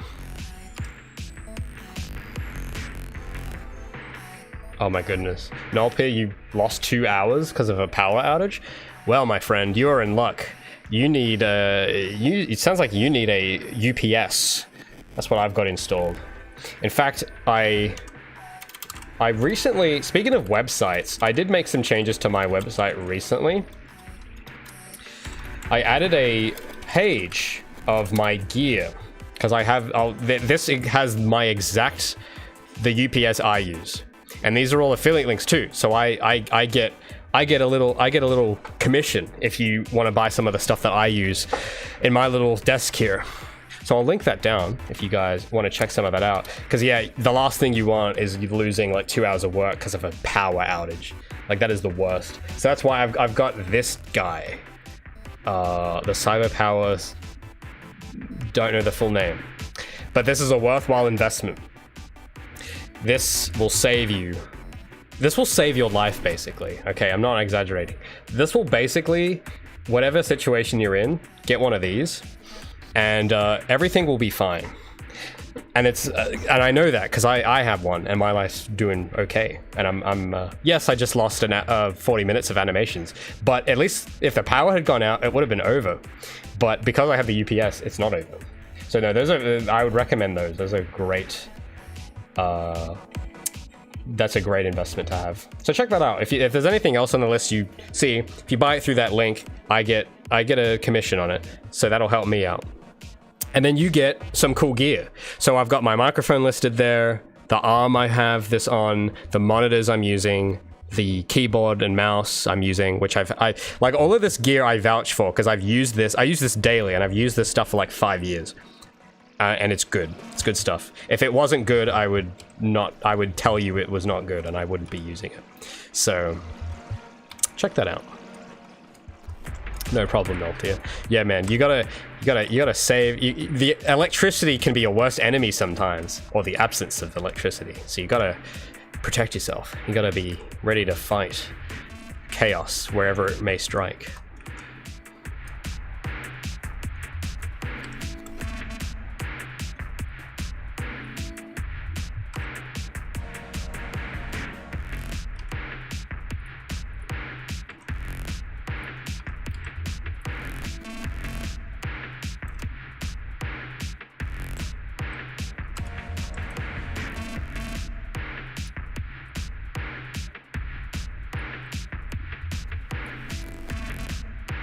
Okay, this is looking cool.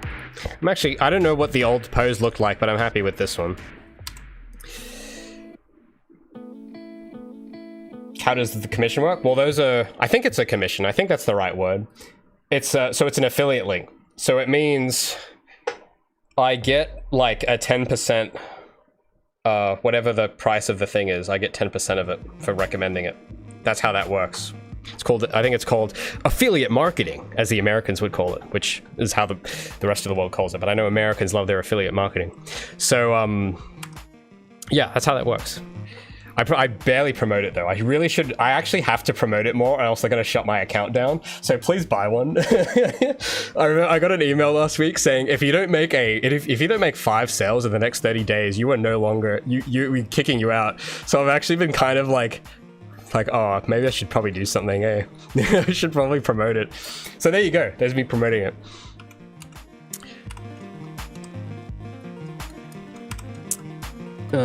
All right. Oh yeah, her torso looks a little. There we go. Cool. All right. What? Let me look. Let me look at what else is on my list here, because we need a. Oh yeah, she's got to go back to her idol. I just got to check if there's an in between. Oh yeah, yeah. UPSs, absolutely. I feel like if you don't have one, if you don't have a UPS, you're not like. I don't think you can't really be a serious person if you don't have a UPS. I think if you don't have one, it means that you don't take your work seriously enough. Same with like file management. You know, if you don't take care of that, if you don't like treat it with care, what you're doing probably isn't that important if you aren't bothered to like rename it from untitled doc to something. If you can't do that, it's like, are you taking this serious? Like, are you really being serious? That's sort of what goes through my head. So if you want to be a serious person, you gotta gear up, gotta UPS it. You don't really need anything else really, just the UPS. You don't need even the desktop. Just sit there with the UPS in your room, even if you don't have a computer, and you'll have a great time, because it's just a cool little machine. And you can use it for not just computers, you can use it, like this entire room is going through a UPS. So even the lights, which is probably not necessary, but if I'm filming something and my light here, if that turns off randomly, it's not going to look good on the footage. So I've got that running through it. And then yeah, then there's other stuff. What else do I actually don't remember what else I put there. Oh yeah, there's something I bought recently that's actually kind of handy. That's on this list. It's a hard drive. I think it's called a toaster, colloquially. People call it a toaster. But it's like a hard drive dock. And I use this to do offline backups with. So I got this a few weeks ago, and it's pretty good. It's basically like because I had to do a big backup of my devlog stuff before I went and reorganized it. So I bought a hard drive and bought one of these, because I don't have enough... my motherboard can literally not fit more hard drives on it. So I bought one of these and it just basically makes it so that you can plug in a hard drive through USB to your computer. So I plugged that in, left it going for a whole day to back up everything. And then I just leave it somewhere. I don't leave it near here. I put it somewhere else in case this room catches fire. I keep a hard drive somewhere else. And yeah, that way if it's all over, it won't be over, because I'll have that hard drive somewhere. But yeah, I'd say that's smart as well. Use your UPS to weigh down your paper. Whoa. Actually, how hot does it get? I don't know. I don't think it gets too hot, because it's like off. When there's no outage, it'll just like conserve power and like not really function. It's basically like it'll just let your normal electricity go through. But yeah. But I think for mine, it gives me like 4 hours of like battery probably before it is over. So that's like plenty of time to go, uh-oh, we're having an outage, and save everything. Or if I'm streaming, actually for streaming, it's probably really good for streaming, because then your entire stream won't shut down during an outage. Now I'm trying to find my idle, wherever that is. Idle. Where are you? There you are.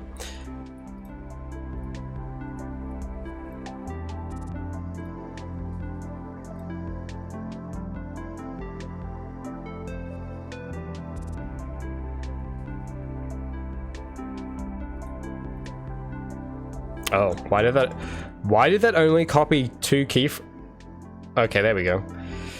All right.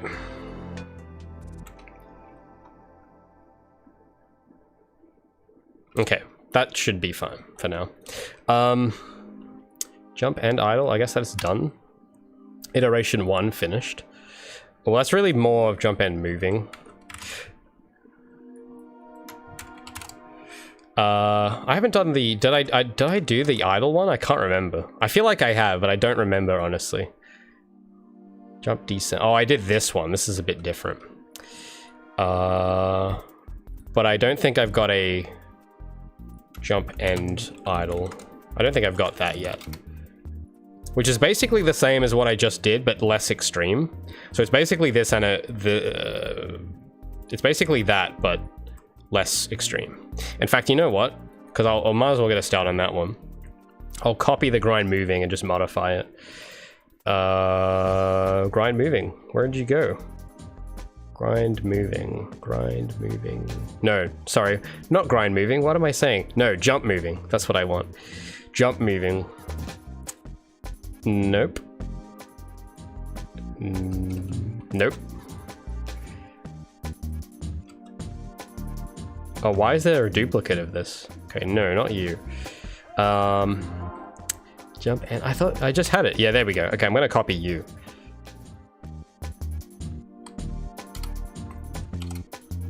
I'm gonna copy you and I'm gonna call you jump and idle. And we are going to modify you slightly.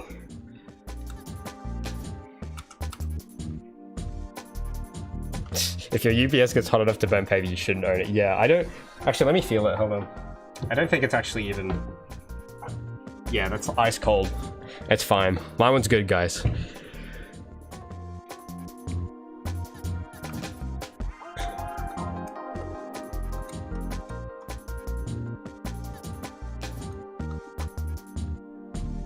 Oh, thanks for the Control S. I'll save that. There we go.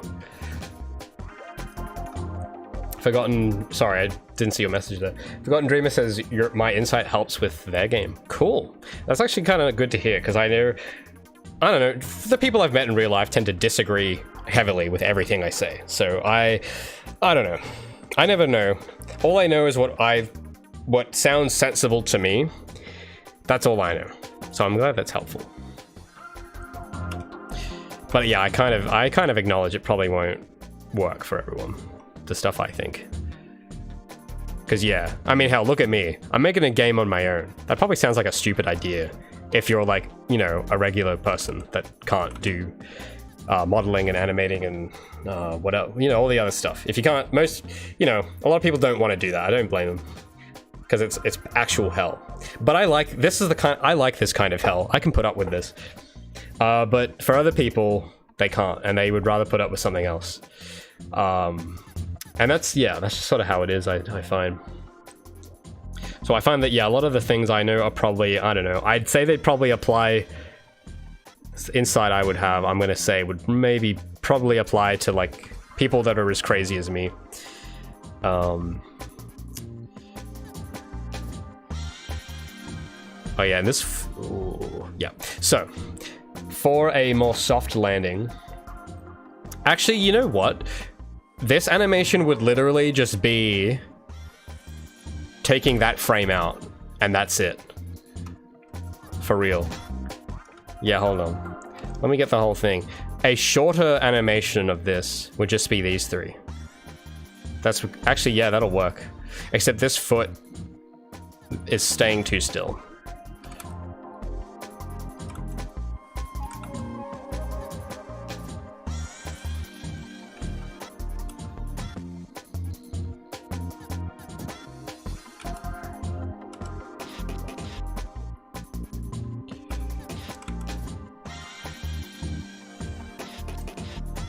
And this actually, yeah, this should probably be touching the floor, now that I think of it.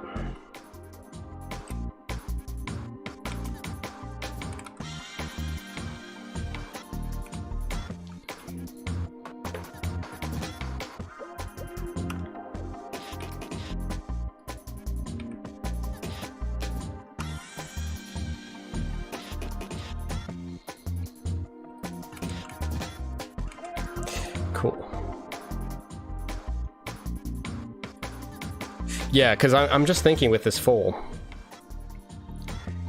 it's literally like this pose is like it's like she's like crouching down a little, and that's what we really need for an idol. Like she's not going to go too heavy. But now that I look at it, the feet should probably come out a bit for this one. But maybe I can try and copy this over to the other one. Yeah, like her feet should be... Actually, I don't know. Probably the width of her shoulders is going to be my guess. That seems reasonable. And yeah, there we go. That was actually pretty easy. And we'll compare that to... I'll copy this... Oh, wait a minute. No, I did something wrong. I gotta move all that. There we go. So I'll copy this middle keyframe to the other one. To the slightly more impactful falling when she's moving, because she'll have more momentum to dissipate. Jump and moving. So I'll paste that, and then jump. Oh, I slightly changed that pose. Jump and where's jump idle? Yeah, this is slightly different. So I'll go jump and moving, and this also needs to become over. Oh, no, not like that. Yep. Paste flip. Oh no, not paste flip, just paste. I'm always used to hitting paste flipped, muscle memory. And then there was one more, falling. Where are you? Why can I not read this? I know I'm looking at it, but I can't.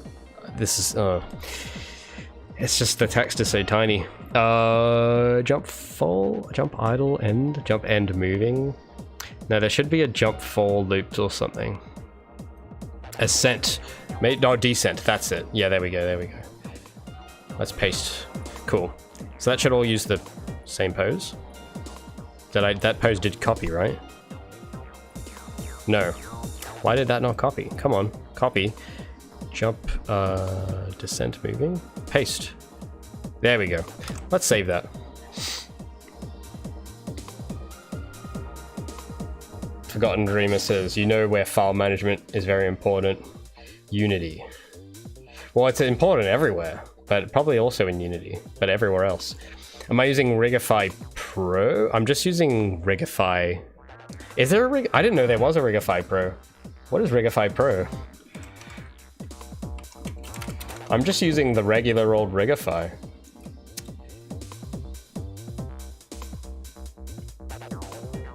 Okay, no, I don't know if this is a case of Google search being weird, because it's not. You're not saying auto rig. Are you saying? Do you mean auto rig pro? No, you said Rigify Pro, and I'm searching this up, and it's giving me auto rig pro. See, this is what I'm talking about. Like, I literally didn't say auto rig. Google, I didn't say that. I said Rigify. Is there a pro? Okay, well, as far as I know, there's only one version, so maybe you meant this version. Yeah, there isn't I don't think there is a paid version of this, is there? Or you mean to auto rig? Well, that's a different thing. I haven't used auto rig. I'm just using Rigify. Mainly because it's free. That's why I use Rigify, because I don't have to pay money. I mean, you could buy a course, but you don't need this. You just download it and ignore this button. You don't need to buy it, just download it. And you'll just figure it out and you'll work it out. It's cool. I think no. His core, no, I swear that I've seen those videos, that dragon guy, I swear I've seen that before in a video on YouTube. Maybe he's got like I don't know, he probably had like a tutorial with the basics, but that was good enough for me. I was like, oh, okay, I get this now. And yeah, without spending a single dollar. See, you gotta, when you're indie, you gotta be budget. You gotta be extra budget. That's why I use Blender too, because it's like, you don't have to pay money. I think the only, do I have any? I don't think I have any paid Blender extensions. I did buy an extension for Premiere recently, which is like the only thing I've ever bought extension-wise, like for an Adobe thing. And it's this little tool that like batch renames files. It's pretty handy. And I thought, I wasn't sure if it'd be like a waste of time or not, but it saves so much time actually, because I was going through and renaming a bunch of stuff. And yeah, that actually saved so much time. But no, I don't think I've got any paid add-ons for Blender. Just the, you know, just out of the box, whatever it comes with. Now let me look at my list. What was I doing? That's now done. Oh, it's these two left. Maybe we'll do a bit of work. Oh, what time is it? We'll do a little bit on the idols. Because I actually don't... I just have an idle pose right now. I don't really have any cool things going on. But now would be a good time to show you some of the tweak bones with the idols. What I will do first, though... Oh, oops, not like that. I will save and reload the file to get rid of these deleted animations that the duplicates that I made by mistake. So let me reset the rig.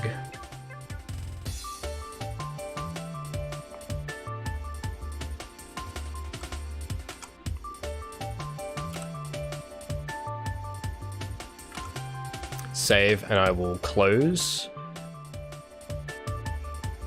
And I'll reload, just to get rid of the cache or whatever it is. Blender goes for... Do you mean Blender 4? Is there a Blender 4 now? Yeah, I'm just using 3. I'm not on 4. I remember, yeah, like, because I think I mentioned earlier, I used to have, like, the Steam version that would auto-update. And then when I was making Gabi's old model, it auto-updated from Blender 2 to, like, Blender 3. And you can tell in the videos the UI completely changes, and that was frustrating. I mean, it was a better, like, the new version was better, but it was, like, it was kind of annoying because I didn't ask it to, and I'm like, could you, like, not change that? Because it was a huge update. So it's probably why I was extra annoyed that time, because it literally changed the keybinds and everything were all different, and I'm like, oh my god, can we, like, not right now. So I stopped using the Steam version and just downloaded the whatever version I got. So I've got 3.5. Haven't really updated it since then. But I don't know. This works. It works fine. I'm happy with it. So what was I? Idle. That's what I was going to do. So now this is the... Okay, let's see if YouTube search is going to act weird. Now I want... Remember before I was searching up animations and it kept giving me idle comparisons? Well, now I actually want idols, and let's see if it will actually give them to me. So if I go Guilty Gear, idle, will it actually give me idle animations? Yes, it will. Okay, now it's working. Let's up that quality. 720? Oh, well, this should be fine. I need to look at idols. Oh, this is... No, I want the... No, not this game. I want the one before.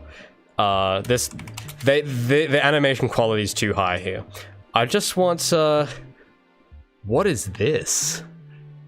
Oh, it's a guy trying to imitate the... Okay, well, that's cool, but that's not what I want. Sign. That's what I want. No, not Nerfin. I don't want Nerfin's Advance. Go away. Why is everything Chemist Warehouse? Okay. We gotta look at these. I need to find a character that has like a similar kind of pose. I don't know if it'll exist, but we'll have a scrub through and see if there's any. Oh, not that's cool, but not what? What is this? What was that? That's a character. All right. Is there anyone that has a similar? Probably not. A similar pose to Gabi, but I don't think so. But these are all pretty good. But I'm trying to get something that's sort of close. This maybe. The general movement is close to what I want. Not the pose, but the way it moves. Well, that probably took a lot of the budget doing that one. Wow, that's literally just sleeping. Okay. I can't really see anything through that cape, so that's not really helpful. No, he's holding a big sword thing. She has too much going on her dress. Too feminine. Next. Oh, is that it? Okay. Well, the closest one I liked, and it's going to be tough because this is a male character, so it won't translate one-to-one. But this guy's animation Now pay attention here. This is why physics, you can't do physics sim. You can't do that. Because watch this. Look at his chest. So there are bones rigged all through that. And you see, actually something just happened there. I'm not going to copy this bit. I'm not going to try and do this because Gabi isn't holding anything. But you see how, like, as he moves, his entire torso scales? Like, watch his back. See that? His entire torso, like, scales up for that frame. And then it scales a bit again, and then it goes back. Like, it actually squishes. That's the kind of stuff they do on these. It's insane. So what I want to do for Gabi's idols, I don't know how far we'll get, because I gotta go soon, but I noticed a mistake I made in the old idol was that I had her legs bending and hips moving up and down, like, way too much. And I'm noticing with these guys, they don't really have that as much. Like, there's a bit of that, but if we compare it to old Gabi's idol, which I will get. Old Gabi's idol was like this. Oh. Hold on. Nope. Oh, and I gotta change the amount of frames there is. Yeah. So you see how old Gabi's idol, by comparison to Guilty Gear, it looks really stiff. It's like her entire back is not really moving. Well, it is, but it's so rigid, and it's like not it looks weird. And her hips move up and down for some reason way too much. So that's an issue with her old idol I didn't like. Whereas if you look at this, the hips are moving, but they're not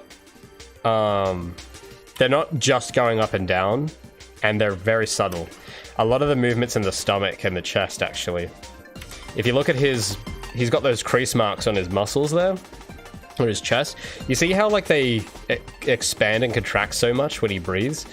I know that kind of seems obvious, but it didn't occur to me the first time I was doing animating. But it's actually, like, pretty crazy. And his leg. Gabi doesn't have as much of this going on, but there's little bones. I don't know if you guys caught that, but he's got little bones in his leg that are scaling his what is that called? I keep forgetting the name of that muscle. The calf. You see how the calf is, like, scaling? Like, his calves scale. That's pretty cool. I got some bones that can do that, so not exactly like this, but it's close. So that it's I haven't really tried. This is going to require, like, mostly the tweak bones, which I haven't played with a lot yet, but I want to at least get a start on something. But that's the kind of thing I'm talking about. It's pretty cool. So I'll spend the next, like, 30 minutes, see what we get. So we need let me move this. Yeah, and Cloudy, you got it. The joints are it's subtle. There's actually a lot of movement, but it's all the movement's very subtle. But there's a lot of it. Whereas this one, there's a lot of movement on, like, one bone. And yeah. It's no. It gives me the ick, as the kids would say. It gives me the ick. So we're gonna do something cooler.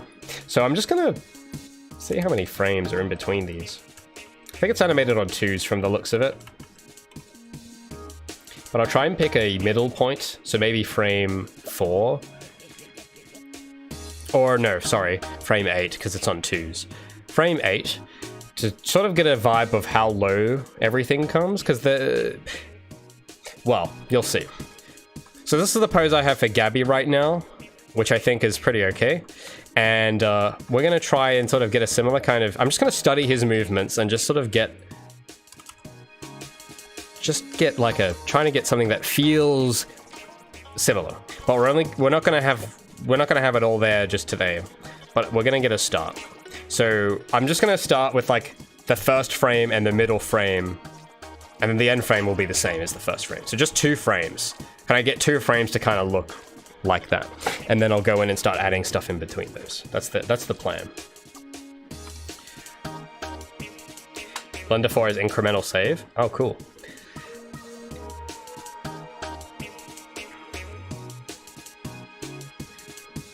Forgotten Dreamer says, kid now be like, it's not Skibbity.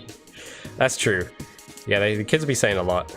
Well, it's really funny actually, because I've been seeing Skibidi Toilet. Okay, people have been talking about Skibidi Toilet. A lot of people are saying that because of Skibidi Toilet, the future politicians, mechanics, world leaders of our world are doomed. But well, I'm pretty sure Skibidi Toilet, that's not a Gen A thing. That's like a Gen Z thing, isn't it? Wasn't it made by a Gen Z? Pretty sure. And also, like, Gen Z grew up with Gary's mod, so it's like, come on. You know? We grew up with Charlie the Unicorn. Oh, that might have been a millennial thing, maybe. But it's like, you know. But yeah, Skibidi Toilet is out there, for sure. That's probably a more unusual one, but I think we've had some pretty bizarre stuff. We had Smite. What was the Happy Tree Friends? I remember we had that. That was kind of weird. Every generation has that weird stuff, probably. Every generation has the ick, okay? We all have it. Looks like the hands don't move that much on this person's idol. Oh, I don't have auto key. Ooh, that was so lucky. I forgot to turn... Auto key had been turned off, so that was lucky. I didn't start actually doing anything serious there.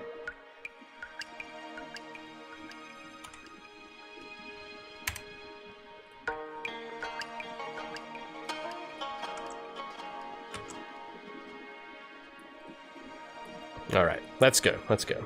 So I'm just gonna take her hips, lower them a little. And it looks like the hands, they like move a bit, but they like rotate. The fists sort of rotate. But I'll give Gabi some movement.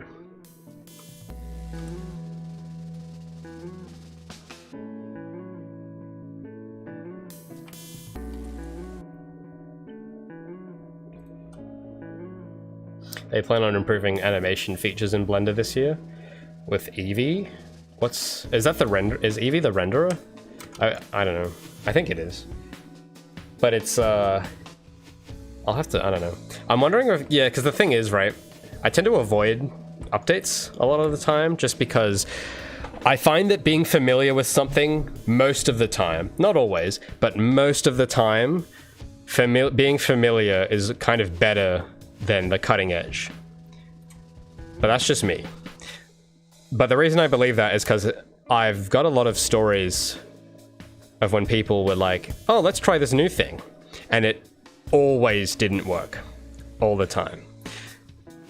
And so that's just my experience. But sometimes it goes okay. But I tend to be I'm pretty cautious about updating stuff, usually. That's why I'm still on Unreal 4. I've got a friend that is obsessed. He's not a game developer, which is why I don't understand why he follows it, because he's not in the industry or anything. But he kind of, I don't know, he watches a lot of gaming news, I guess. And every time we meet up, he's like, oh, are you gonna use nanite? Are you gonna do ray tracing? Are you gonna upgrade to UE5? All this stuff that I don't need. And I have to sit and explain to him that, like, yeah, I mean, that's cool, but that's like, I don't care. Sorry. But I don't know. Like, I barely even scratched the surface of UE4, so I'm not really too like, I just don't care like what they're adding to the engine, really. Unless it's something that's like I specifically need, that I know I will take advantage of and I will want to be bothered to learn, which is not most of the time. Like volumetric clouds, I don't care. I don't need them. Skyboxes look better, in my opinion. For my game. Skyboxes will look better in my game than volumetric clouds, so I don't care about volumetric clouds. Or, you know, whatever feature it is. It's usually something photorealistic like that for Unreal. And I don't know, it's usually the same, even like for Adobe stuff, it's a bit harder to like have them not update it because it has this launcher it comes with. But yeah, they add like a bunch of these AI fill tools, which I just will never use. So I just, yeah, I don't really stay on top of it most of the time. And I don't usually pay a price for it either. Most of the time, you know, maybe once in a while I like miss out on something that's kind of cool, but that's usually not what happens most of the time. It's usually just like something I wasn't really going to use anyway. But the Blender stuff for like animation improvements, I'll have to look at it. That's actually kind of interesting, but most of the time I tend to ignore that stuff. But that particularly, I don't know. I mean, I'm already animating anyway, so maybe it's not worth it. Like, I've already got something going. I don't want to ruin it by, like, changing versions and having to, like, learn a new animation tool. That sounds like a surefire way to go behind schedule. So, I'm just gonna stick to what I know. I mean, hell, I've already had to learn so much doing this. My brain sort of had enough. It's like, you've learned all this new stuff already, just chill. That's sort of how my brain is. But I try to save up that, you know, because there's what do you call it? There's a name for it. There's like uptime or whatever it's called. There's like a cost. There's an upfront cost of like changing stuff. When you change something in your workflow, there's a cost you incur up front where you have to familiarize yourself with it and make sure it's not breaking stuff. And yeah, I try and avoid that unless it's actually worth paying that price, if I can. But I mean, like the Guilty Gear devs, they animated on what? Autodesk Softimage, which is like ancient. And if that was good enough for them, I'm probably fine. Like, Blender 3.5 is probably more than enough for doing Arc System Works characters. Like, yeah, I haven't used this software, but the Adobe, what is it, Autodesk? The Guilty Gear devs use this they actually had to, I think they had to like write to Autodesk to ask them like for more licenses after they discontinued it. Because they were like, they were really familiar with Softimage. Yeah, this 2015. That's when they stopped it. So that's a while ago now. But that's what this is what the Guilty Gear devs used. And I've never used this. I have no idea what this is, but this looks pretty ancient. So they did everything, all their UV mapping and their texturing and animating. It was all done in here. And yeah, if that's good enough for them, I'm probably fine. Like, look at this.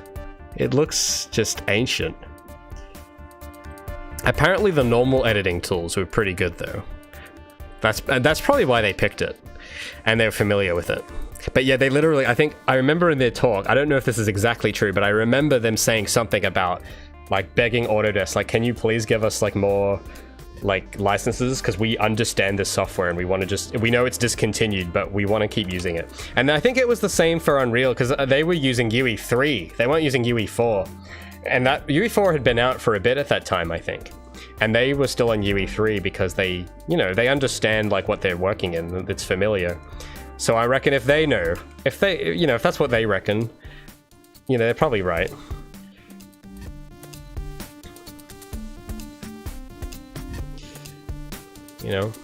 Being familiar is its own sort of thing. It's valuable. It's its own value.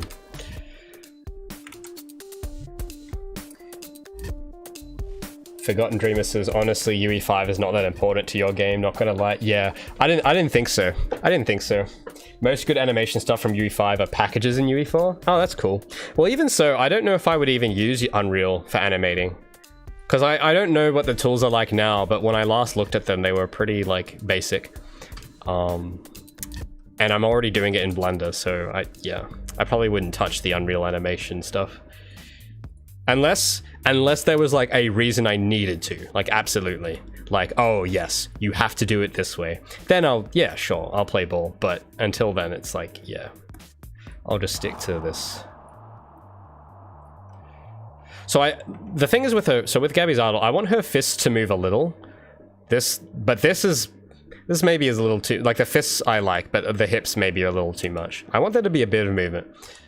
But maybe I have to offset these. That'll probably do it. Because I want the fists to sort of have this, I know how I want the fists to look.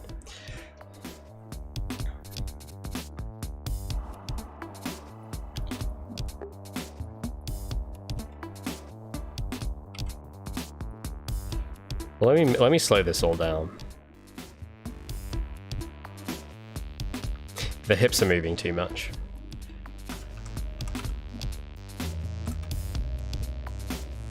There needs rotation. We need rotations.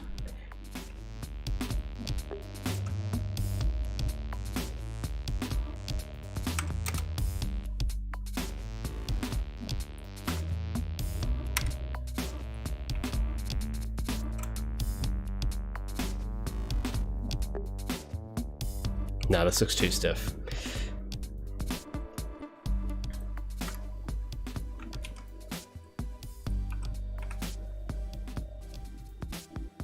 And the upper body is too, yeah, this is a bit of a hard one because it's just a lot of tweaks.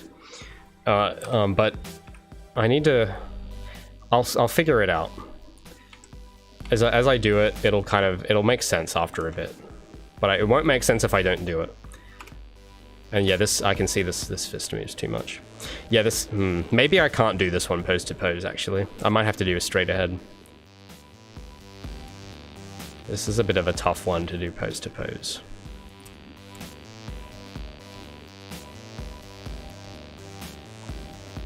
The head. Gotta do something with this. Let me look at the reference here. Her torso needs to, like the back, it needs to expand and contract at a rhythm, which I don't really have. Well, maybe I do, it's just hard to see. But this frame, what is this going to be? This is going to be breathing in, and then this one's going to be breathing out. These need to come back further. Now this is it's gonna look bad for the moment, but we just iterate. Once you iterate it enough times, you'll get there, but we just need a rhythm.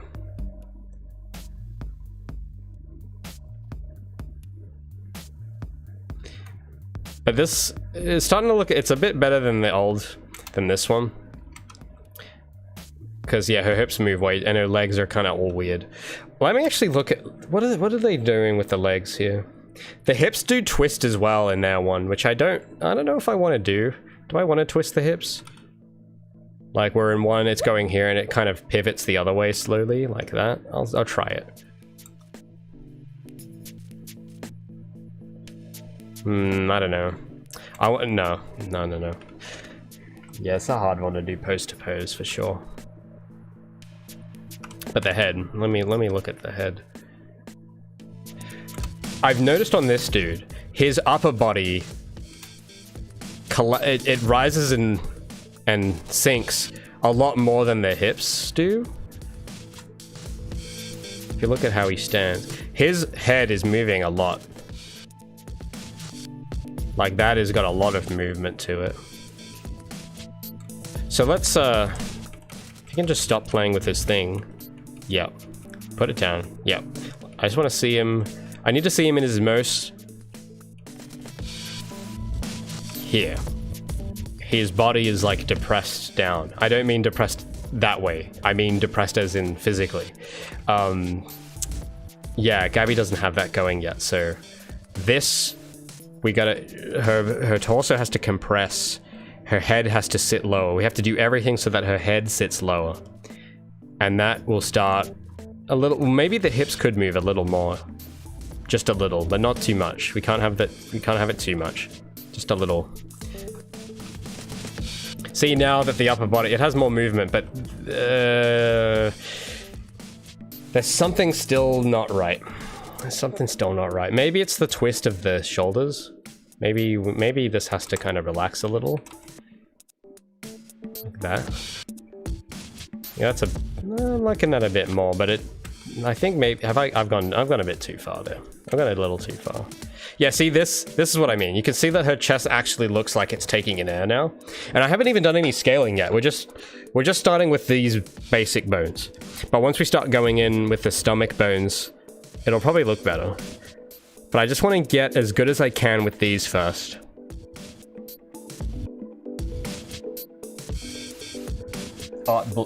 Oh, sorry, I mispronounced that. Artburst says, in my opinion, you're a solo dev who for sure needs ways to 10x certain workflows. That's true, but depends on what cost that comes at. Like I've been doing some stuff with my editing workflow recently to speed things up, but I don't know. Usually, like what you know. If you know something and you understand it, sometimes I often find that works out better than trying to learn some new thing and have it go wrong, because it usually goes wrong. Like there's a mental load. There are rare cases though where that is not the case and it actually is worth it. But I tend to be able to know what those are before I do them. But it really, it's hard to describe without going into a full 1 hour story. But yeah, definitely, yeah, there's things you got to speed up, but there's also like, because I knew like a group of people that were kind of too obsessed with the cutting edge and they got nothing done. And they just spent all day obsessing over the latest, like, oh my god, the new Unreal, the new this, the new that. And it's like, are you actually going to do anything with that? Or are you just excited because there's a new toy on the market? Like, I know plenty of people that get way too obsessed with the latest tools that accomplish nothing. So that's kind of where I'm coming from, because I've seen it. I've seen it so much. And it's like, I try my hardest to just avoid that, because it's not fun. That's how you time travel. That's how you go from your mid-20s to your mid-30s. When you just sort of play with stuff all the time and have, you know, you don't really have a purpose for it. Ugh. All right. I'm just trying to think of something about the neck. I gotta look at this guy's neck. What happens? Cascade. No, we're not doing Cascader. Everyone keeps suggesting Cascader, but that's not. No, you can't. I mean, you guys who were here last week, you'll know. I kind of can't be bothered to explain it again, but it's not for this. This isn't the tool for the job. Just because it's a new tool and it uses new technology doesn't mean it's the best tool. It just means it's a new tool and it has a place, but it's not in this game. Just like ray tracing. I remember when that came out, everyone kept asking me, oh, there was this weird question. This is, okay, because this is probably the weirdest question I got. It was like, are you going to add ray tracing to Gabi's suit? Specifically, Gabi's suit and nothing else. And I'm like, what do you mean? Ray tracing is like an engine-wide setting. You don't just add it to one thing. It's a rendering workflow. Like it does everything. And I didn't quite know how to respond to that question. And I was just like, I don't understand what you mean by just adding it to the suit. Like, I don't get it. But I also don't like how ray tracing looks. So yeah, there's that too. But, you know, style. Style is, it's not the same. Like, you don't need cutting edge stuff to do style. Like, even the texturing thing I did, here's something I think that's kind of cool, right? These sharp textures, these are like actually vectorized textures, right? Like, if you zoom in on these textures, they do not pixelate, except for this one corner. I shouldn't have zoomed in there. There's only one corner, but everything else is sharp. You know, you could, that technique of doing it like this, where you have like, let me get a suit. Because this is neat. This is the stuff I think's cool. Like look at her suit, right? You can zoom in a million on this and the resolution doesn't go away because I UV'd it a specific way. But that technique, you could do that on a PlayStation 2. Like, it's not new. It's just something that's been around for ages, but it's novel.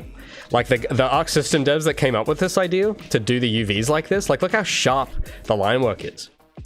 That idea to do that, like, that's old technology. Like, you don't need the newest blender to do that, but it gets the style across and it works. Like, it's just cool, you know what I mean? Like, it's just, it does the job, and you don't really need to improve it. It's like kind of at the local maxima of what it is. And I thought that was really respectable that they had these very novel ways, new ways of using old technology. I think, to me, that's more interesting. I like when people do that. When, you know, like, yeah, you could have done this on a Windows 95 computer. Maybe not Windows 95, but, you know, a Windows 2000 desktop, which they probably did, to make this stuff. Because there's nothing new going on. It's just done in a new way. That's literally it. Like, and then I say new, it's not really new now because this was like a few years ago, but it's new in the sense that it is not common. It's unconventional and different, and to me, there's something about that that's like valuable. It's like thinking outside the box. It's unique, and I value that over, because everyone's like, all this stuff like Cascader, like everyone's going to be using that. So if you make something, you have to put in extra work to stand out with everyone else that's also trying to do the Cascader Vroid workflow or whatever it is.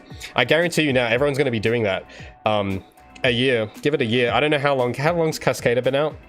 I don't know, it sounds like a new tool, but in a year from now, everyone who does anime is going to be trying to do Vroid and Cascader, and it's all going to look the same. It's going to look like Vroid and Cascader. So it's like, you know, not saying that there's something, I'm not saying that's bad, but if you want it to look not like that, you know, you don't need new tools.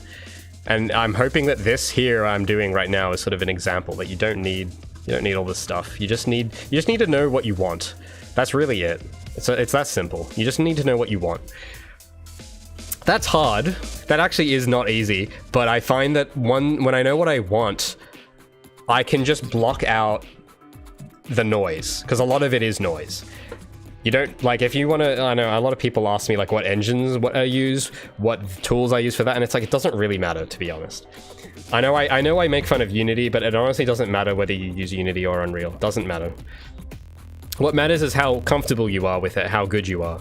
So for me, even upgrading, because I used Unity for 10 years and then went to Unreal. That was not a easy choice. That was not a flip of the moment decision. That was a carefully calculated move. But I don't, yeah, so what point am I trying to make here? The point is that, yeah, that took a while to like get familiar with Unreal, but luckily for me, because it fit my needs well, it paid off.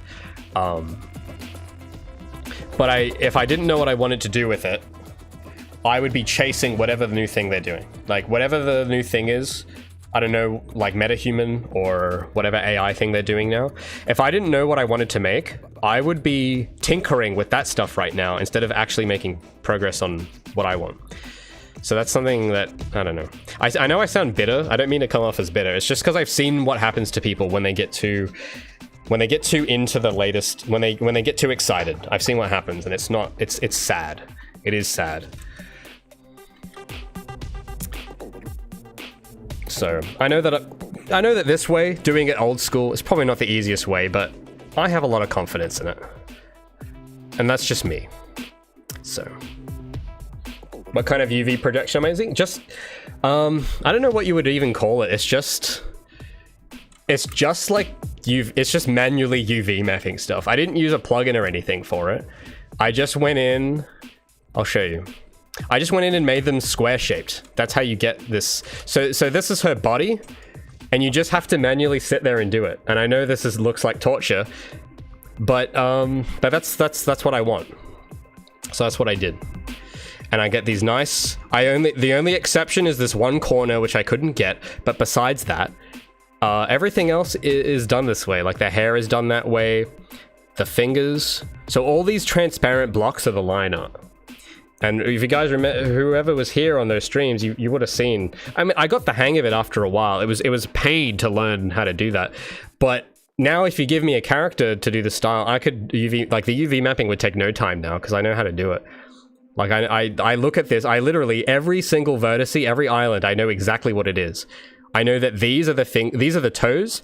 I know that these are the fingers. I know that this is the hand, and I know it looks very scary and weird. But this is how you get like those sharp textures. And you know, maybe someone's tried making a plugin that does this, but I don't know. I just sat there and did it like this, and I'm happy with how it looks. So actually, no, you actually want texture filtering.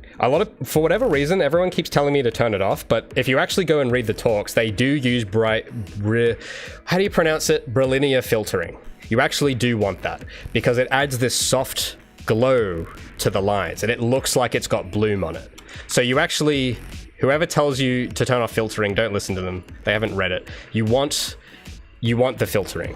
It looks a bit fuzzy close up, but in game with all the post-processing on, it looks nice and soft. And it's a subtle difference, but if you actually go and look at the Arc System models, they do have, I don't know how to pronounce it. I know how to spell it. Brilinear filtering, whatever it's called. They actually do have filtering on. And then they have their own custom, I think that's how you spell it. Then they have their own customized bloom shader. They actually do have normal bloom, and then they have a diffuse glow shader post-processing on top. So it doesn't look exactly like this, because in Unreal this will look a little different. And I've written my own shader that does something similar, where it has this sort of diffuse glow look. And then that with this filtering and everything, yeah, that's the look. But yeah, but yeah, you don't, Cascader and all these tools, you don't need to worry about those. Like that's not part of my equation.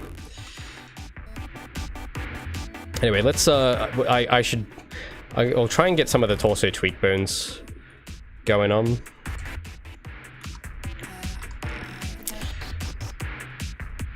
Because we need to get some scaling so that it looks like she's actually inhaling air.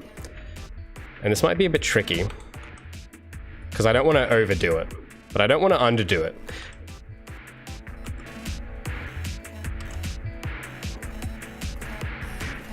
And yeah, I gotta turn off the interpolation.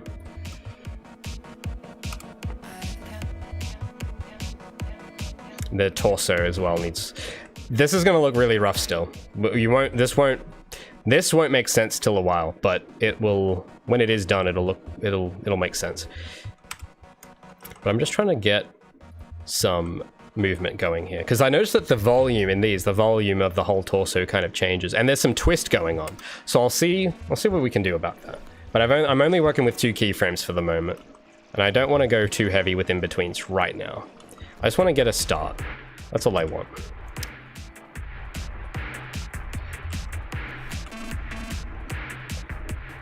Oh, well, that looks... Okay, no, I think I've got it the wrong... No, the torso... She's breathing in and then breathes out. So yeah, that should sort of shrink. Yeah. And then this, they sort of move these around a little bit.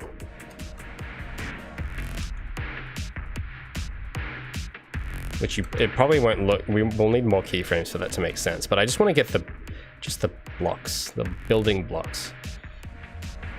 To the shoulders scale.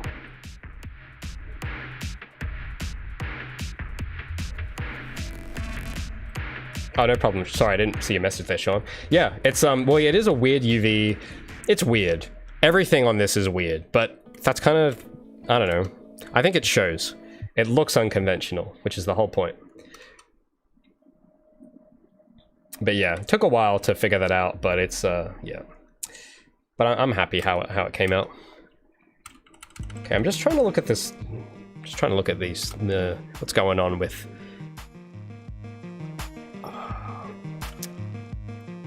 I hate when he keeps doing this. I just want him to sit still. The knees do move a bit. I don't have any knee movement going on.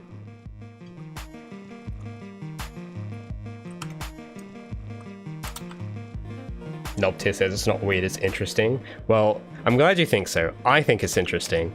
But I know a lot of people will tell me I'm wrong. So I'm just prepping everything I say, I'm just prepping because I know that it's like weird and unconventional and it's like not how you're meant to do stuff, but I think it's interesting. I'm glad you think so. Actually, I do remember there was when I was starting to do the model, because the topology, for those who've seen it, it's like, it is weird. Like the topology has to be very weird. And I remember I posted progress. I was like doing a work in progress screenshot of the face. And I remember there was some dude who like came in and he like went off at me for doing topology like this. And he's like, no, that's not how you do model a face. And he was like trying to tell me like how to do it. And it's like, dude, just let me cook, okay? Just let me cook.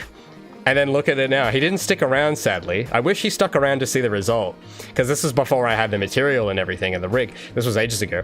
But it worked, because that's, you know, that's what the Japanese devs did. And if it, you know, they know what they're talking about. So I did what they did. And yeah, and it's just like, man, imagine if I listened to that dude. It would have been over. But yeah, I don't know why he was so angry. That's the thing I don't get. Is that he was actually fuming, and he was saying like, no, this is the wrong, you can't topologize like that, you're gonna have problems later. And it's like, yeah, okay. And I didn't have problems later because I knew what I was doing. So it's just, I don't really get it. I don't know. I guess it's these type of people that I haven't gotten one in a while, but every so often we'll get people like this in chat that for whatever reason have to like backseat drive. I don't know why they do this. I think part of it is because they want to feel helpful, because they aren't really in their own situation. They're not being that useful. So they want to feel, that's why they go out in public in front of everyone and say, try to like give some tip. It's not common, but I do see it from time to time. And it's usually, you can tell who these people are, because they'll start throwing their credentials at you and saying, I've worked in this 20 years or whatever. And it's like, well, if you really have, you wouldn't be here. You know, like you'd be busy, you'd be doing something. But they always come in, right? And they'll start trying to like tell, you know, no, you want to do it this and this way. And they're usually wrong. And I can tell, because they're kind of more trying to get props and get validation and say, look at me, I helped this person, rather than actually being helpful.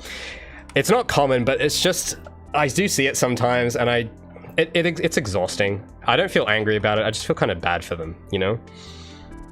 I don't know, do you guys, I mean, I don't see them in real life that often, but I don't know if you guys see them around, but you'll know that you can just kind of tell they have this sort of vibe about them where it's like they're a little too eager to help, like way too eager, and they get very defensive if you disagree with them. And that's usually how I can tell, because I think someone who actually does help, that has an interest in helping, will not fight you. They will actually be patient and say, like, if you try and contest them on something, the sign I usually look for, like if someone tells me something and I say, actually, I disagree, someone who's looking for an ego boost will then say, no, shut up, you're wrong, and will shut you down. But someone who's actually wanting to help will actually contend with that and say, yeah, actually, you know, they'll actually listen and say, oh, I see, and maybe they'll back off and say, actually, that's a good idea, and they'll leave you alone. Or if you're still wrong, they'll actually say, I understand what you mean, but there's this other stuff that you might not know. And they don't try and do this thing where they whip out their credentials, because they know that the advice speaks for itself. They don't need to pull out that they were in the industry 20 years, because no one cares. Like, they're not going to do that. But yeah, like that's the kind of stuff I tend to appreciate more. But yeah, I just remember this specific guy because he was, I don't know why I remember him specifically, but it was just funny. Because I remember on the face, I had done so much research on it specifically. So that's kind of what, yeah, I think it was just because I knew I had done my research on it, and I was just like, my God. And I don't understand why he cared so much. That was the thing. That's kind of when it hit me, that I was like, huh. But I guess he didn't care that much because he's not here anymore. He didn't see the outcome, so I don't really know what his deal was. But I don't know. Do you guys get that? Do you meet people like that?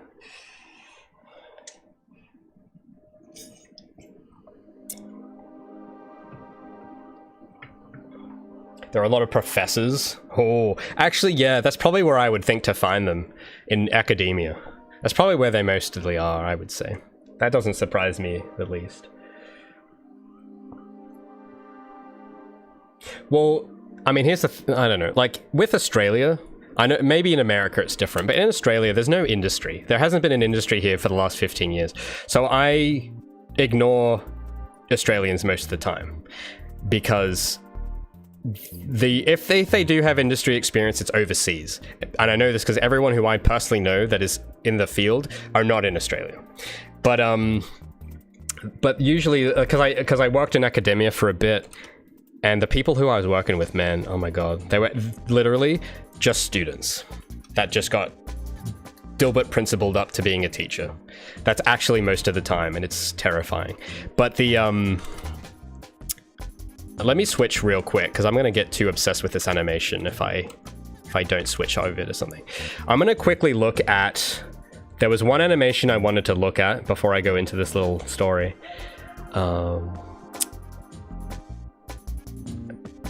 Let me just have a look. There's one I wanted to look at today as well. If I can find it. It might have been the slide. Or no, it was the grind, that's it. Because there's something about the grind that's a bit off. But what was I saying? Yeah, so...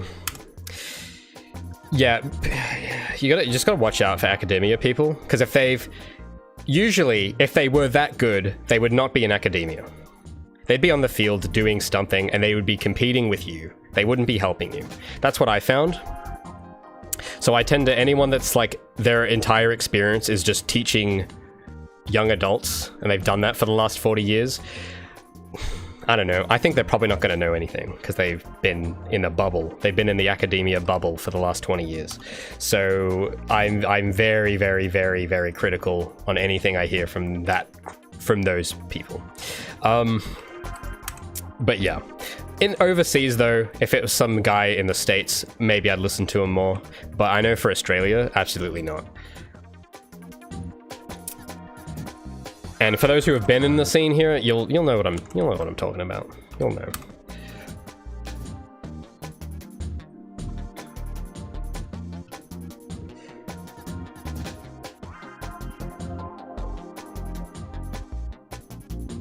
Will there be another vid? Yeah, they just take a while. And I'm doing a lot of cleanup. But once that's all finished, the other video production will resume. They just, yeah. I'm trying, one of the reasons I want to stream more as well is to get, like I said earlier, I wanted to get better at releasing stuff. Because those videos were, the production on those was just taking a bit too long. So I've been trying to think of ways to like, trim the fat. Because I really don't like when it takes like 2 months to script, record, edit, produce a video. It's just it's not really sustainable. So I'm trying to come up with like some better techniques. But that'll be a while still. I still got a lot to do there. Yeah, I just wanted to like, because I felt like she was leaning a bit too forward with this grind. Fire says 100%. Unfortunately, being a professional is usually because they fail. Well, yeah, it is. I mean, why else would they be there? As opposed to genuinely wanting to teach. And yeah, that's true. I mean, look, you know, there for the minority, yes, there are people that genuinely love it. I'm not saying that doesn't exist. Absolutely, there probably are some people like that. But that's kind of not really most of the time from what I've seen. It's usually just, you know, someone that did like a degree and they decide that, oh, I'm good enough to teach this, which is, you know, technically, if you get a degree, you then become qualified to teach the degree. That's how it works here. So it's technically it's allowed, but they haven't actually made anything. So it's sort of the blind leading the blind. And yeah, I think some of you might remember I had a little story about that a few weeks ago. I think it was last week for those who were here for it. I remember there was like that teacher I mentioned that didn't know how to use Canvas. That was like a UI teacher. Like that's, I'm not making this up. When I say this stuff, like this is like real, I know, like I've seen it and it's scary. That's why I avoid academia at all costs. It's terrifying out there.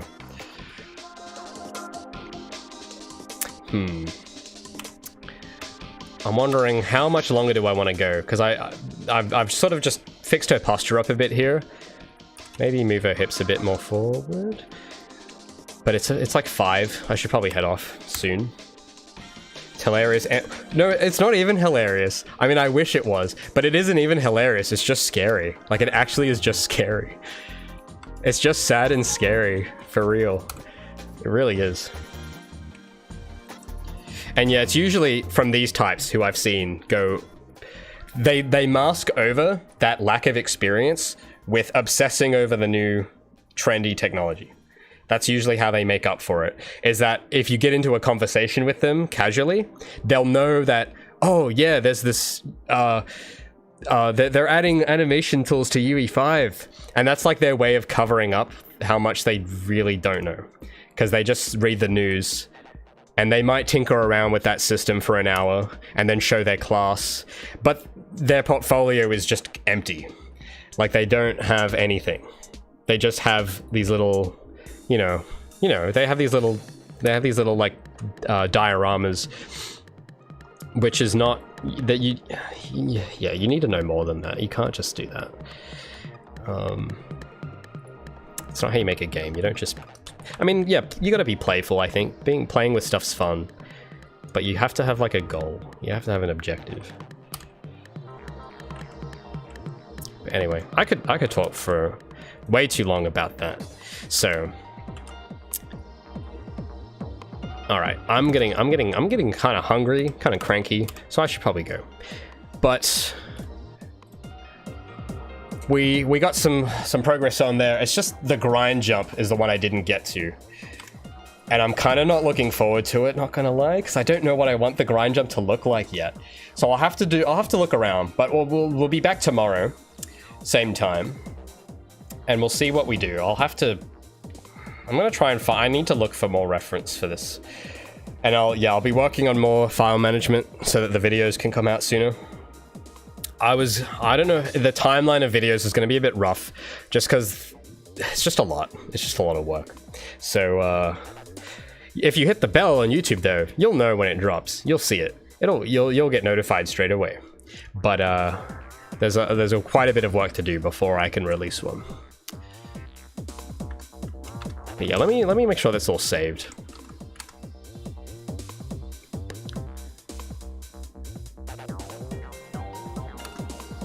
And I'll just clear out the pose. Give it back to its default. I always like to leave my document like I hadn't touched it, you know? I don't know if this is an OCD thing, but whenever I close something, I usually do this off stream, but I'll show you what I do. I like to just leave it like as if I hadn't touched it. Leave it in the state I left it in. And that's the state I left it in. Except I didn't have this open. There we go. So this is the state I left it in. So that's how I'm going to save it. I don't know. It's just like I feel nice when I do that. I don't know why. It's just like a mindfulness thing, maybe. I don't know. Anyway, dudes, that is the stream for today. Thanks for sticking by, watching me animate. And yeah, tomorrow, same time, which will be, I'm trying to think what time that'll be for you. I have a little schedule thing on my website, which you'll see. For Australia, it's 1 p.m. Australian time. So you can do the math. You can figure out what it is for you. But yeah, I'll see you guys then. Take care. Don't download the latest Unreal. No, just kidding. Do whatever you want. I don't care. All the stuff I'm saying, this is just me. You can do whatever you want. I don't care. Just don't get sucked into the vortex of playing with stuff too much, okay? That's all I wanted to say with that bit. But anyway, I'll see you guys tomorrow. Have fun.